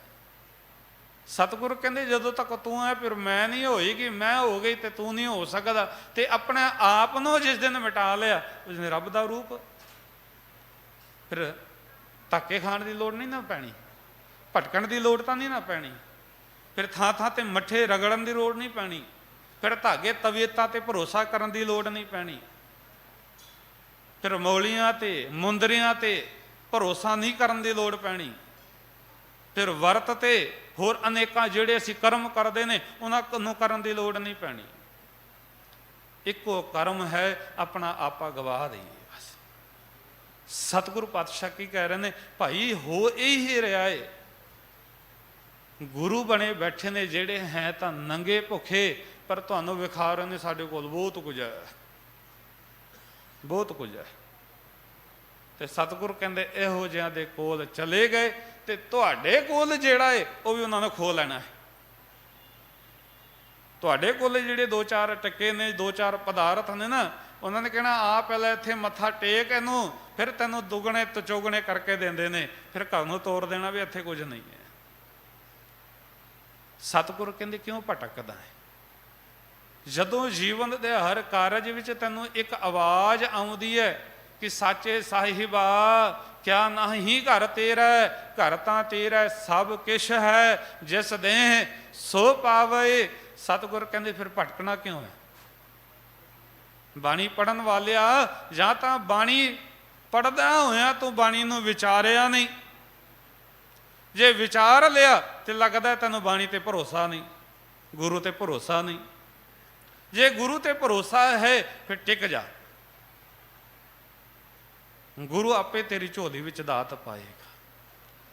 ਜੇ ਗੁਰੂ ਪਾਤਸ਼ਾਹ ਭਾਈ ਬੁੱਧੂ ਦੇ ਕੱਚੇ ਆਵਿਆਂ ਨੂੰ ਪੱਕਿਆਂ ਦੇ ਭਾਅ ਵਿਕਵਾ ਸਕਦੇ ਨੇ, ਤੇ ਪਿਆਰਿਆ ਤੈਨੂੰ ਕਿਉਂ ਨਹੀਂ ਪ੍ਰਵਾਨ ਕਰ ਸਕਦੇ? ਗੱਲ ਤੇ ਇਹ ਵੀ ਸਮਰਪਣ ਆਵੇ ਤਾਂ ਸਹੀ। ਗਰੀਬ ਨਵਾਜ ਕਹਿੰਦੇ ਚੇਤਾ ਰੱਖੀ ਭਾਈ, ਇਹੋ ਜਿਹੇ ਗੁਰੂ, ਇਹੋ ਜਿਹੇ ਆਪਣੇ ਆਪ ਨੂੰ ਰੱਬ ਅਖਵਾਉਣ ਵਾਲੇ, ਜਿਨ੍ਹਾਂ ਦੇ ਪੱਲੇ ਆਪ ਕੁਝ ਨਾ ਹੋਵੇ, ਆਪ ਨਾਮ ਦੀਆਂ ਦਾਤਾਂ ਨਾ ਹੋਣ, ਆਪ ਰੱਬ ਨਾਲ ਮਿਲੇ ਹੋਏ ਨਾ ਹੋਣ, ਸਤਿਗੁਰ ਕਹਿੰਦੇ ਉਹਨਾਂ ਦੀ ਸ਼ਰਨ ਵਿੱਚ ਜਾ ਕੇ ਤੁਹਾਨੂੰ ਕੀ ਮਿਲਣਾ? ਉਹ ਪਿੱਛੇ ਹੁਣ ਤੁਸੀਂ ਵੇਖਿਆ ਹੋਣਾ ਨਾ, ਇੱਕ ਸਿੰਗਰ ਗਿਆ ਕਿਸੇ ਦੇ ਧਾਮ ਤੇ, ਜਦੋਂ ਮਾਲਕ ਦੀ ਕਿਰਪਾ ਹੋਈ, ਲੋਕਾਂ ਨੇ ਸਾਥ ਦਿੱਤਾ, ਤੇ ਜਦੋਂ ਦਰਬਾਰ ਸਾਹਿਬ ਜਾ ਕੇ ਸ਼ੀਸ਼ ਝੁਕਾਇਆ, ਤੇ ਉਹ ਵੀ ਇਸ ਗੱਲ ਨੂੰ ਅੱਜ ਕਬੂਲ ਰਿਹਾ ਵੀ ਗੁਰੂ ਨਾਨਕ ਤੋਂ ਵੱਡਾ ਕੋਈ ਨਹੀਂ ਹੈ। ਅਕੀਦਾ ਹੋਵੇ, ਉਹ ਗੁਰੂ ਨਾਨਕ ਦਾ ਦਰ ਤਾਂ ਉਹ ਹੈ ਜਿਹੜਾ 7 ਸਾਲ ਦੇ ਬੱਚੇ ਨੂੰ ਜਿਹਦੇ ਮਾਤਾ ਤੇ ਪਿਤਾ ਨਾ ਹੋਣ, ਤੇ ਉਹ ਜਦੋਂ ਆਪਣਾ ਆਪਾ ਗੁਰੂ ਨੂੰ ਸਮਰਪਣ ਕਰ ਦਿੰਦਾ ਏ, ਤੇ ਗੁਰੂ ਪਾਤਸ਼ਾਹ ਉਸ ਮਨੁੱਖ ਨੂੰ ਉਸ ਪਦਵੀ ਤੇ ਬਿਠਾ ਦਿੰਦੇ ਨੇ ਜਿੱਥੇ ਅੱਜ ਸਾਰਾ ਸੰਸਾਰ ਕਹਿ ਰਿਹਾ ਏ ਕਿ ਧੰਨ ਧੰਨ ਰਾਮਦਾਸ ਗੁਰ, ਜਿਨ ਸਿਰਿਆ ਤਿਨੈ ਸਵਾਰਿਆ, ਪੂਰੀ ਹੋਈ ਕਰਾਮਾਤ ਆਪ ਸਿਰਜਣਹਾਰੈ ਧਾਰਿਆ। ਵੀ ਜਿਹੜਾ ਗੁਰੂ ਦੇ ਸ਼ਰਨ ਆਇਆ, ਗੁਰੂ ਅਮਰਦਾਸ ਮਹਾਰਾਜ ਦੀ ਓਟ ਲਈ, ਗੁਰੂ ਅਮਰਦਾਸ ਮਹਾਰਾਜ ਜੀ ਦੀ ਸਿੱਖੀ ਕਮਾਈ, ਉਹਨਾਂ ਨੇ ਨਹੀਂ ਨਾ ਤੱਕਿਆ ਵੀ ਇਸ ਦੇ ਮਾਤਾ ਤੇ ਪਿਤਾ ਨਹੀਂ ਸਨ, ਇਸ ਦੇ ਸਰੀਕਿਆਂ ਨੇ ਇਸ ਨੂੰ ਨਹੀਂ ਸੰਭਾਲਿਆ, ਤੇ ਇਹ ਸਿੱਖੀ ਕਮਾ ਰਹੇ, ਤੇ ਜਦੋਂ ਸਿੱਖੀ ਕਮਾਉਣ ਵਾਲੇ ਨੂੰ ਸਿੱਖੀ ਦਾ ਵਾਰਿਸ ਬਣਾ ਦਿੱਤਾ। ਕੋਈ ਹੈ ਇਹੋ ਜਿਹਾ ਗੁਰੂ, ਕੋਈ ਹੈ ਇਹੋ ਜਿਹਾ ਧਾਮ ਜਿੱਥੇ ਲੋਕੀ ਮੱਥਾ ਟੇਕਦੇ ਨੇ, ਉਹ ਕਹੇ ਪਿਆਰੇ ਆ ਤੂੰ ਆ ਮੇਰੀ ਪਦਵੀ ਤੇ ਬਹਿ ਜਾ, ਮੈਂ ਥੱਲੇ ਤੈਨੂੰ ਆ ਕੇ ਮੱਥਾ ਟੇਕਦਾ, ਤੂੰ ਮੇਰੀ ਪਦਵੀ ਤੇ ਬਹਿ ਕੇ ਤੇ ਤੂੰ ਇਸ ਕੰਮ ਨੂੰ ਕਰ? ਨਹੀਂ ਨਾ ਮਿਲਣਾ। ਇਹ ਗੁਰੂ ਨਾਨਕ ਦਾ ਹੀ ਘਰ ਹੈ ਜਿੱਥੇ ਕੋਈ ਆਪਣਾ ਆਪ ਤਿਆਗ ਦੇ, ਤੇ ਗੁਰੂ ਕਹਿੰਦਾ ਮੇਰਾ ਜੋ ਕੁਝ ਹੈ ਉਹ ਸਿੱਖਾ ਤੇਰਾ ਹੈ, ਬਾਕੀ ਦੂਜਾ ਕੋਈ ਨਜ਼ਰ ਆਵੇ ਤੇ ਮੈਨੂੰ ਵੀ ਦੱਸ ਦਿਓ। ਜਿਹੜਾ ਕਹਿੰਦਾ ਹੋਵੇ ਵੀ ਹਾਂ ਜੋ ਮੇਰਾ ਹੈ ਉਹ ਸਭ ਕੁਝ ਤੇਰਾ ਹੈ, ਇਸ ਗੱਦੀ ਤੇ ਅੱਜ ਮੈਂ ਬੈਠਾ ਹੈ, ਕੱਲ ਤੇ ਤੂੰ ਬਹਿ ਜਾਈਂ, ਨਹੀਂ ਮਿਲਣਾ। ਗਰੀਬ ਨਿਵਾਜ ਕਹਿਣ ਲੱਗੇ ਪਿਆਰਿਆ ਫਿਰ ਇਹੋ ਜਿਹਾ ਦਾ ਜਿਹੜਾ ਨੌਕਰ ਹੈ, ਇਹੋ ਜਿਹੇ ਦਾ ਜਿਹੜਾ ਸੇਵਕ ਹੈ, ਉਹ ਕਦੇ ਰੱਜ ਨਹੀਂ ਸਕਦਾ।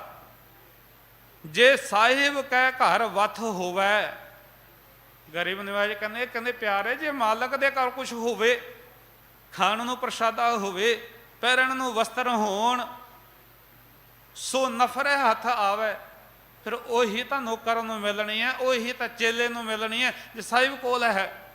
ਜੇ ਸਾਹਿਬ ਕੋਲ ਹੈ ਹੀ ਨਹੀਂ, ਨੌਕਰ ਨੂੰ ਕਿੱਥੇ ਦੇ ਦੇਣੀ ਹੈ? ਅਣਹੋਂਦੀ ਕਿੱਥੋਂ ਪਾਏ? ਜਿਹੜੀ ਘਰ ਦੇ ਵਿੱਚ ਦਾਤ ਨਾ ਹੋਵੇ ਉਹ ਆਪਣੇ ਚੇਲੇ ਨੂੰ ਕਿਵੇਂ ਦੇਗਾ? ਇਸ ਗੱਲ ਨੂੰ ਇੰਜ ਸਮਝੋ, ਸੌਖਾ ਹੋਏਗਾ। ਜੋ ਕੁਝ ਸਾਡੇ ਘਰ ਹੈ, ਜਾਂ ਜਿਵੇਂ ਸਾਡੇ ਕੋਲ ਕੋਈ ਦੁਕਾਨ ਹੈ, ਦੁਕਾਨ ਤੇ ਅਸੀਂ ਕੋਈ ਨੌਕਰ ਰੱਖਿਆ, ਦੁਕਾਨ ਹੈ ਮੰਨ ਲਓ ਕੱਪੜੇ ਦੀ, ਤੇ ਨੌਕਰ ਆਖੇ ਵੀ ਮੈਨੂੰ ਜੁੱਤੀਆਂ ਚਾਹੀਦੀਆਂ ਨੇ, ਤੇ ਦੁਕਾਨ ਤੇ ਤਾਂ ਕੱਪੜਾ ਹੈ, ਤੇ ਜੁੱਤੀ ਨੌਕਰ ਨੂੰ ਕਿੱਥੋਂ ਮਿਲੇ? ਦੁਕਾਨ ਹੈ ਕੱਪੜੇ ਦੀ, ਨੌਕਰ ਕਹਿੰਦਾ ਮੈਨੂੰ ਸੋਨਾ ਤੇ ਚਾਂਦੀ ਮਿਲ ਜਾਏ, ਮੈਨੂੰ ਹੱਥ ਦੇ ਚ ਪਾਉਣ ਵਾਲੇ ਸੋਨਾ ਜਾਂ ਕੜਾ ਮਿਲ ਜਾਏ, ਬੀਬੀ ਆਖੇ ਹੱਥ ਵਿੱਚ ਪਾਉਣ ਵਾਲੀ ਥਾਂ ਗਲ ਵਿੱਚ ਪਾਉਣ ਨੂੰ ਕੋਈ ਸੋਨਾ ਜਾਂ ਗਹਿਣਾ ਮਿਲ ਜਾਏ, ਕਿੱਥੋਂ ਮਿਲਣਾ ਹੈ? ਦੁਕਾਨ ਕੱਪੜੇ ਦੀ, ਤੇ ਨੌਕਰ ਆਖਦਾ ਮੈਨੂੰ ਸੋਨਾ ਚਾਹੀਦਾ, ਜਾਂ ਮੈਨੂੰ ਜੁੱਤੀ ਚਾਹੀਦੀ ਹੈ, ਜਾਂ ਮੈਨੂੰ ਪਦਾਰਥ ਹੋਰ ਕੋਈ ਚਾਹੀਦਾ। ਦੁਕਾਨ ਜਿਸ ਚੀਜ਼ ਦੀ ਮਿਲਣਾ ਤਾਂ ਉਹ ਹੈ। ਸਤਿਗੁਰ ਕਹਿੰਦੇ ਚੇਤਾ ਰੱਖੀ ਪਿਆਰਿਆ, ਜੋ ਘਰ ਹੋਏਗਾ ਮਿਲਣਾ ਉਹ ਹੈ। ਤੇ ਗੁਰੂ ਨਾਨਕ ਦੇ ਘਰ ਤੇ ਅਸੀਂ ਪੜ੍ਹ ਆਏ ਹਾਂ ਹੁਣੀ ਕਿ ਸਭ ਕੁਛ ਹੈ। ਲੋਕਾਂ ਕੋਲ ਬਹੁਤਾ ਕੁਝ ਹੋ ਸਕਦਾ ਹੈ, ਸਭ ਕੁਝ ਨਹੀਂ। ਗੁਰੂ ਨਾਨਕ ਦੇ ਘਰ ਸਭ ਕੁਝ ਹੈ। ਪਿਆਰਿਆ ਤੂੰ ਆ ਤਾਂ ਸਹੀ, ਆ ਤਾਂ ਸਹੀ, ਮੰਗ ਕੇ ਦੇਖ ਤਾਂ ਸਹੀ। ਜਿਨ੍ਹਾਂ ਦਾ ਭਰੋਸਾ ਹੈ ਨਾ, ਸੱਚ ਜਾਣਨ, ਮੈਂ ਆਪ ਤੱਕੇ ਨੇ ਇੱਥੇ, ਜਿਹਨੇ ਜੋ ਭਾਵਨਾਵਾਂ ਲੈ ਕੇ ਆਏ ਨੇ ਨਾ, ਉਹ ਝੋਲੀਆਂ ਭਰ ਕੇ ਲੈ ਕੇ ਗਏ, ਮੈਂ ਆਪ ਤੱਕਿਆ। ਤੇ ਅੱਜ ਵੀ, ਕਿਉਂਕਿ ਇਹ ਨਹੀਂ, ਕਿਉਂਕਿ ਇਹ ਉਹ ਅਸਥਾਨ ਹੈ ਜਿੱਥੇ ਗੁਰੂ ਪਾਤਸ਼ਾਹ ਦੇ ਆਪ ਚਰਨ ਪਏ, ਸਰੀਰਕ ਤੌਰ ਤੇ ਰਹੇ, ਇੱਥੇ ਇਸ਼ਨਾਨ ਕੀਤਾ, ਇੱਥੇ ਜਪਜੀ ਦਾ ਪਾਠ ਕੀਤਾ, ਤੇ ਇੱਥੇ ਕਿਉਂ ਨਾ ਰਹਿਮਤਾਂ ਵਰਤਦੀਆਂ ਹੋਣਗੀਆਂ। ਗੱਲ ਤੇ ਭਾਵਨਾ ਦੀ ਹੈ, ਸਿਦਕ ਦੀ ਹੈ, ਭਰੋਸੇ ਦੀ ਹੈ। ਭਰੋਸਾ ਧਰ ਕੇ ਆਈਏ। ਗਰੀਬ ਨਿਵਾਜ ਕਹਿੰਦੇ ਜੇ ਘਰ ਨਹੀਂ ਨਾ ਮਾਲਕ ਦੇ ਕੁਝ, ਉਹ ਨੌਕਰਾਂ ਨੂੰ ਕੁਝ ਨਹੀਂ ਦੇ ਸਕਦਾ। ਤੇ ਜਿਸ ਘਰ ਤੋਂ ਤਾਂ ਰੋਜ਼ ਆਵਾਜ਼ਾਂ ਆਉਂਦੀਆਂ ਨੇ ਕਿ ਤੇਗ ਬਹਾਦਰ ਸਿਮਰਿਆ ਘਰ ਨਾਉ ਨਿਧ ਆਵੇ, ਸਭ ਥਾਈਂ ਹੋਏ। ਵੀ ਤੂੰ ਜਿੱਥੇ ਜਾਏਗਾ ਗੁਰੂ ਤੇਗ ਬਹਾਦਰ ਮਹਾਰਾਜ ਤੇਰੇ ਮਦਦਗਾਰ ਹੋਣਗੇ। ਕੋਈ ਹੈ ਇਹੋ ਜਿਹਾ ਹੋਰ ਕੋਈ ਜਿਹੜਾ ਜਿੱਥੇ ਜਾਓ ਮਦਦਗਾਰ ਹੋਣ? ਤੁਸੀਂ ਉਹਦੇ ਧਾਮ ਜਾਓਗੇ, ਉਸਦੇ ਡੇਰੇ ਜਾਓਗੇ, ਉੱਥੇ ਤੁਹਾਡੀ ਕੁਝ ਹੈਲਪ ਕਰ ਦੇ ਤਾਂ ਕਰ ਦੇ। ਤੁਸੀਂ ਕਹੋ ਮੈਂ ਆਪਣੇ ਘਰ ਬੈਠਾ, ਮੇਰੀ ਹੈਲਪ ਕਰ ਦੇ ਆ ਕੇ, ਨਹੀਂ ਕਰਨ ਵਾਲਾ। ਪਰ ਗੁਰੂ ਨਾਨਕ, ਗੁਰੂ ਤੇਗ ਬਹਾਦਰ ਮਹਾਰਾਜ ਜਿੱਥੇ ਬੈਠੇ ਹੋਵੋਗੇ ਉੱਥੇ ਪਹੁੰਚਣਗੇ, ਮਦਦ ਕਰਨਗੇ। ਗੁਰੂ ਹਰਗੋਬਿੰਦ ਪਾਤਸ਼ਾਹ ਜੀ ਦਾ ਇੱਕ ਸਿੱਖ ਹੋਇਆ ਹੈ ਭਾਈ ਮੁਗਲੂ,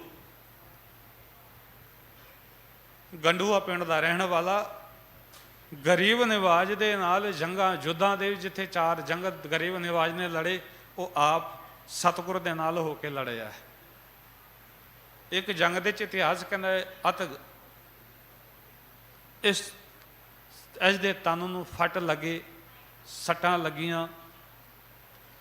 ਹੋਇਆ ਕਿ ਜਦੋਂ ਸੱਟਾਂ ਲੱਗੀਆਂ, ਗੁਰੂ ਹਰਗੋਬਿੰਦ ਪਿਤਾ ਜੀ ਇਸ ਦੇ ਕੋਲ ਆਏ ਜੰਗ ਜਿੱਤਣ ਤੋਂ ਬਾਅਦ, ਜਿੱਥੇ ਸ਼ਹੀਦ ਸਿੰਘਾਂ ਨੂੰ ਸੰਭਾਲਿਆ ਜਾ ਰਿਹਾ, ਇਸ ਨੂੰ ਵੇਖਦੇ ਨੇ, ਇਸ ਦੇ ਸਵਾਸ ਚੱਲਦੇ ਪਏ ਨੇ। ਗਰੀਬ ਨਿਵਾਜ ਨੇ ਆਪਣੀ ਗੋਦ ਵਿੱਚ ਇਸ ਦਾ ਸਿਰ ਲਿਆ, ਰੁਮਾਲ ਨਾਲ ਮੂੰਹ ਪੁੰਝਿਆ, ਤੇ ਭਾਈ ਮੁਗਲੂ ਨੂੰ ਸਤਿਗੁਰ ਕਹਿੰਦੇ ਪਿਆਰਿਆ ਕੁਝ ਮੰਗ ਲੈ। ਭਾਈ ਮੁਗਲੂ ਕਹਿੰਦਾ ਸਤਿਗੁਰੂ, ਸੰਸਾਰ ਤੋਂ ਹੁਣ ਜਾਣ ਲੱਗਿਆ, ਹੁਣ ਮੰਗਣ ਦੀ ਕੀ ਲੋੜ ਹੈ? ਜੋ ਕੁਝ ਚਾਹੀਦਾ ਮਿਲ ਗਿਆ ਤੁਹਾਡੀ ਗੋਦ ਵਿੱਚ, ਮੇਰਾ ਸ਼ੀਸ਼, ਮੈਨੂੰ ਹੋਰ ਕੀ ਚਾਹੀਦਾ ਹੈ? ਭਾਈ ਮੁਗਲ ਨੂੰ ਸਤਿਗੁਰ ਕਹਿੰਦੇ ਨਹੀਂ, ਅਜੇ ਤੇਰਾ ਜਾਣ ਦਾ ਸਮਾਂ ਨਹੀਂ ਹੈ। ਅਜੇ ਤੂੰ ਹੋਰ 2 ਕੁ ਸਦੀਆਂ, 2 ਕੁ ਦਹਾਕੇ, ਮੁਆਫ ਕਰਨਾ, 2 ਕੁ ਦਹਾਕੇ, ਭਾਵ 20-22 ਸਾਲ ਦਾ ਸਮਾਂ ਅਜੇ ਹੋਰ ਜਿਉਣਾ ਹੈ ਤੂੰ ਅਜੇ। ਕਹਿੰਦੇ ਸਤਿਗੁਰੂ ਜੇ ਜਿਉਣਾ ਹੈ ਫਿਰ ਇੱਕ ਮੰਗ ਹੈ। ਕਹਿੰਦੇ ਜੇ ਜਾਣ ਲੱਗੇ ਫਿਰ ਮੰਗ ਕੋਈ ਨਹੀਂ, ਫਿਰ ਜੇ ਜਿਉਣਾ ਤਾਂ ਇੱਕ ਮੰਗ ਹੈ। ਕਹਿੰਦੇ ਮੰਗ, ਕਹਿੰਦੇ ਜਿਵੇਂ ਗਰੀਬ ਨਿਵਾਜ ਅੱਜ ਤੁਸੀਂ ਮੇਰਾ ਸ਼ੀਸ਼ ਆਪਣੀ ਗੋਦ ਵਿੱਚ ਲਿਆ ਹੈ ਨਾ, ਮੇਰੀ ਮੰਗ ਇਹੀ ਹੈ, ਜਿਸ ਦਿਨ ਮੈਂ ਸੰਸਾਰ ਤੋਂ ਜਾਵਾਂ ਤੁਹਾਡੀ ਗੋਦ ਹੋਵੇ ਤੇ ਮੇਰਾ ਸ਼ੀਸ਼ ਹੋਵੇ। ਜਾਣ ਵੇਲੇ ਬਸ ਮੰਗ ਇਹ, ਹੋਰ ਕੁਝ ਨਹੀਂ ਚਾਹੀਦਾ। ਗਰੀਬ ਨਿਵਾਜ ਨੇ ਕਹਿੰਦੇ ਪਿਆਰਿਆ ਤੇਰੀ ਮੰਗ ਪੂਰੀ, ਪਰ ਚੇਤਾ ਰੱਖੀ ਅਸੀਂ ਜਿਸ ਰੂਪ ਵਿੱਚ ਹੋਵਾਂਗੇ ਉਸ ਰੂਪ ਵਿੱਚ ਤੇਰੇ ਕੋਲ ਆਵਾਂਗੇ। ਇਹ ਨਹੀਂ ਕਿ ਹੁਣ ਗੁਰੂ ਹਰਗੋਬਿੰਦ ਪਿਤਾ ਕਹਿੰਦੇ ਹੁਣ ਵੀ ਮੈਂ ਹੀ ਆਵਾਂਗਾ ਐਸੀ ਰੂਪ ਦੇ ਵਿੱਚ, ਕਹਿੰਦੇ ਜਿਸ ਰੂਪ ਵਿੱਚ ਹੋਵਾਂਗੇ ਉਸ ਰੂਪ ਵਿੱਚ ਤੇਰੇ ਕੋਲ ਆਵਾਂਗੇ। ਤੇ ਉਸ ਰੂਪ ਦਾ ਸਮਾਂ ਇਤਿਹਾਸ ਕਹਿੰਦਾ ਜਦੋਂ ਧੰਨ ਗੁਰੂ ਤੇਗ ਬਹਾਦਰ ਮਹਾਰਾਜ ਭਿੱਖੀ ਪਿੰਡ ਗਏ ਨਾ, ਉੱਥੇ ਉਹਦੇ ਨਾਲ ਹੀ ਇਹ ਪਿੰਡ ਗੰਡਵਾ, ਤੇ ਭਾਈ ਮੁਗਲ ਦਾ ਅਖੀਰਲਾ ਸਮਾਂ ਅੱਜ ਉਸ ਨੂੰ ਪਤਾ ਲੱਗਿਆ ਵੀ ਮੇਰਾ ਜਾਣ ਦਾ ਵੇਲਾ ਹੈ। ਉਹ ਆਪਣੇ ਪਰਿਵਾਰ ਨੂੰ ਕਹਿੰਦਾ ਵੀ ਅੱਜ ਬੂਹਾ ਖੁੱਲਾ ਰੱਖਣਾ, ਅੱਜ ਬੂਹੇ ਬੰਦ ਨਾ ਕਰਨਾ। ਕਹਿੰਦੇ ਕਿਉਂ? ਕਹਿੰਦੇ ਸਵੇਰ ਹੁੰਦਿਆਂ ਆਪਾਂ ਤੁਰ ਜਾਣਾ, ਬੰਦ ਨਾ ਕਰੀਏ ਬੂਹੇ। ਕਿਉਂ? ਕਿਉਂਕਿ ਅੱਜ ਮੇਰਾ ਸਤਿਗੁਰੂ ਮੇਰੇ ਕੋਲ ਆਏਗਾ, ਮੇਰੇ ਨਾਲ ਵਾਅਦਾ ਕੀਤਾ 20-22 ਸਾਲ ਪਹਿਲਾਂ ਵੀ ਜਿਸ ਦਿਨ ਜਾਏਗਾ ਮੈਂ ਤੇਰੇ ਕੋਲੋਂ ਹੋਵਾਂਗਾ। ਉਧਰ ਧੰਨ ਗੁਰੂ ਤੇਗ ਬਹਾਦਰ ਮਹਾਰਾਜ ਭਿੱਖੀ ਪਿੰਡ ਬੈਠੇ ਹੋਏ ਨੇ, ਆਪਣੇ ਸਿੱਖਾਂ ਨੂੰ ਕਹਿੰਦੇ ਵੀ ਘੋੜਾ ਤਿਆਰ ਕਰਕੇ ਲਿਆਓ। ਸਿੱਖ ਕਹਿੰਦੇ ਸਤਿਗੁਰੂ ਕਿਵੇਂ ਤਿਆਰੀ ਕਰੀਏ? ਕਹਿੰਦੇ ਬਹੁਤੀ ਤਿਆਰੀ ਕਰਨ ਦੀ ਲੋੜ ਨਹੀਂ, ਕਮਰ ਕਸਾ ਪਾਓ ਘੋੜੇ ਤੇ ਲਿਆਓ। ਘੋੜਾ ਲਿਆਂਦਾ। ਇੱਕ ਕੁਝ ਕੁ 2-4 ਸਿੱਖਾਂ ਦੇ ਨਾਲ ਸਤਿਗੁਰੂ ਘੋੜੇ ਤੇ ਛੇਤੀ ਦੇ ਨਾਲ ਸਵਾਰ ਹੋਏ, ਭਿੱਖੀ ਪਿੰਡ ਤੋਂ ਗੰਡਵਾ ਪਿੰਡ ਪਹੁੰਚੇ ਤੇ ਭਾਈ ਮੁਗਲੂ ਦੇ ਘਰ, ਤੇ ਭਾਈ ਮੁਗਲੂ ਦੇ ਘਰ ਜਾ ਕੇ ਤੇ ਘੋੜੇ ਤੇ ਉਤਰ ਕੇ ਭਾਈ ਮੁਗਲੂ ਦੇ ਕੋਲ ਗਏ। ਭਾਈ ਮੁਗਲੂ ਨੇ ਸਤਿਗੁਰੂ ਦੇ ਚਰਨਾਂ ਤੇ ਸ਼ੀਸ਼ ਝੁਕਾਇਆ। ਗਰੀਬ ਨਿਵਾਜ ਗੁਰੂ ਤੇਗ ਬਹਾਦਰ ਮਹਾਰਾਜ ਨੇ ਭਾਈ ਮੁਗਲੂ ਦਾ ਸ਼ੀਸ਼ ਆਪਣੀ ਗੋਦ ਵਿੱਚ ਰੱਖਿਆ ਤੇ ਕਹਿਣ ਲੱਗੇ ਪਿਆਰਿਆ ਬੋਲ ਵਾਹਿਗੁਰੂ। ਅਖੀਰਲਾ ਸਮਾਂ ਹੈ ਨਾ, ਬੋਲ ਵਾਹਿਗੁਰੂ। ਤੇ ਇਤਿਹਾਸਕਾਰ ਇੱਥੋਂ ਤੱਕ ਕਹਿੰਦੇ ਵੀ ਗਰੀਬ ਨਿਵਾਜ ਨੇ ਗੋਦ ਵਿੱਚ ਸ਼ੀਸ਼ ਰੱਖ ਕੇ ਜਪਜੀ ਦਾ ਪਾਠ ਵੀ ਪੜ੍ਹਿਆ। ਜਦੋਂ ਜਪਜੀ ਦੇ ਪਾਠ ਦੀ ਸਮਾਪਤੀ ਹੋਈ, ਭਾਈ ਮੁਗਲ ਨੇ ਆਪਣੇ ਸਵਾਸ ਚੜਾ ਲਏ, ਕਹਿ ਲਈਏ ਵੀ ਅਖੀਰਲੇ ਸਵਾਸ ਲਏ। ਆਪਣੇ ਹੱਥੀ ਗੁਰੂ ਤੇਗ ਬਹਾਦਰ ਮਹਾਰਾਜ ਨੇ ਭਾਈ ਮੁਗਲੋਂ ਦਾ ਸੰਸਕਾਰ ਕੀਤਾ, ਉਸ ਦੀ ਅਰਥੀ ਨੂੰ ਮੋਢਾ ਲਾਇਆ। ਗੁਰੂ ਤਾਂ ਇਹੋ ਜਾਏ ਵੀ ਜੇ ਇੱਕ ਵਾਰ ਵਾਅਦਾ ਕਰਦੇ ਨਾ ਸਿੱਖਾ ਤੇਰੇ ਨਾਲ, ਚੇਤਾ ਰੱਖਣਾ ਸੰਸਾਰ ਦੇ ਜਿਹੜੇ ਇਹ ਨੇ ਨਾ, ਇਹ ਜਿਉਂਦਿਆਂ ਜੀ ਤੁਹਾਡੇ ਨਾਲ ਹੋ ਸਕਦੇ ਨੇ, ਵੱਧ ਤੋਂ ਵੱਧ ਗੁਰੂ ਪਾਤਸ਼ਾਹ ਤੁਹਾਡੇ ਮਰਨ ਤੋਂ ਬਾਅਦ ਵੀ ਤੁਹਾਡੇ ਨਾਲ ਹੋਣਗੇ। ਜਿਹੜਾ ਵਾਅਦਾ ਇੱਕ ਵਾਰ ਕਰ ਲਿਆ ਨਾ, ਐਵੇਂ ਨਹੀਂ ਬਚਨ ਪੜਦੇ ਭੱਟ ਚਾਂਦ ਦੇ ਕਿ ਬਾਹੀਂ ਜਿਨ੍ਹਾਂ ਦੀ ਪਕੜੀ ਹੈ ਸਿਰ ਦੀਜੈ ਬਾਹੀਂ ਨਾ ਛੋਡੀਐ। ਗੁਰੂ ਤੇਗ ਬਹਾਦਰ ਬੋਲਿਆ ਧਰ ਪਈਐ ਧਰਮ ਨਾ ਛੋਡੀਐ। ਜਿਨ੍ਹਾਂ ਦੀ ਇੱਕ ਵਾਰ ਬਾਂਹ ਫੜਨੀ ਆ ਗੁਰੂ ਨਹੀਂ ਛੱਡਦਾ, ਸੰਸਾਰ ਦੇ ਵਿੱਚ ਵੀ ਨਹੀਂ ਛੱਡਦਾ, ਨਿਰੰਕਾਰ ਦੇ ਦੇਸ਼ ਤੱਕ ਲੈ ਕੇ ਜਾਂਦਾ ਹੈ ਮਰਨ ਤੋਂ ਬਾਅਦ ਵੀ। ਗਰੀਬ ਨਿਵਾਜ ਤਾਂ ਕਹਿ ਰਹੇ ਨੇ ਭਾਈ ਜੁੜੀ ਤਾਂ ਸੋਚ ਕੇ ਜੁੜੀ, ਜੁੜਨ ਕਿਹਦੇ ਨਾਲ ਲੱਗੇ ਆ, ਸੋਚ ਕੇ ਜਾਈ ਕਿਹਦੇ ਅੱਗੇ ਮੱਥਾ ਟੇਕਣ ਲੱਗੇ ਆ। ਤਾਂ ਹੀ ਗਰੀਬ ਨਿਵਾਜ ਕਹਿੰਦੇ ਜੇ ਤੇਰੇ ਮਾਲਕ ਦੇ ਘਰ ਕੁਛ ਨਹੀਂ ਤੇ ਤੈਨੂੰ ਵੀ ਮਿਲਣਾ ਕੱਖ ਨਹੀਂ ਉੱਥੇ, ਜੇ ਤੇਰੇ ਮਾਲਕ ਦੇ ਘਰ ਨਹੀਂ। ਤਾਂ ਹੀ ਦਾਤਾਰ ਕਹਿੰਦੇ ਜਿਸ ਦੀ ਸੇਵਾ ਕੀਤੀ ਫਿਰ ਲੇਖਾ ਮੰਗੀਐ ਸਾ ਸੇਵਾ ਔਖੀ ਹੋਈ। ਕਹਿੰਦੇ ਪਿਆਰਿਆ ਜਿਸ ਦੀ ਸੇਵਾ ਕੀਤੀਆਂ ਤੇਰੇ ਕੋਲੋਂ ਫਿਰ ਲੇਖਾ ਲਿਆ ਜਾਵੇ, ਸਤਿਗੁਰੂ ਕਹਿੰਦੇ ਫਿਰ ਉਹ ਸੇਵਾ ਮੁਸ਼ਕਿਲ ਹੈ ਨਾ। ਭਾਵ ਇਹੋ ਜਿਹੀ ਸੇਵਾ ਕਰਨ ਦਾ ਲਾਭ ਕੀ? ਜੇ ਸੇਵਾ ਕਰਨ ਤੋਂ ਬਾਅਦ ਵੀ ਲੇਖਾ ਦੇਣਾ ਪਏ ਵੀ ਮੇਰੀ ਜ਼ਿੰਦਗੀ ਦੇ ਇਹ ਕਰਮ ਨੇ, ਇਹ ਚੰਗੇ ਨੇ, ਇਹ ਮਾੜੇ ਨੇ, ਇਹ ਕੁਝ ਹੈ, ਸਤਿਗੁਰੂ ਕਹਿੰਦੇ ਫਿਰ ਸੇਵਾ ਕਰਨ ਦਾ ਕੀ ਲਾਭ? ਇਹੋ ਜਿਹੇ ਗੁਰੂ ਦੀ, ਇਹੋ ਜਿਹੇ ਮਾਲਕ ਦੀ। ਇੱਥੇ ਤਾਂ ਉਹ ਅਵਸਥਾ ਬਣਦੀ ਹੈ ਪਿਆਰਿਆ, ਜੇ ਸੇਵਾ ਕਰ ਲਈ ਨਾ।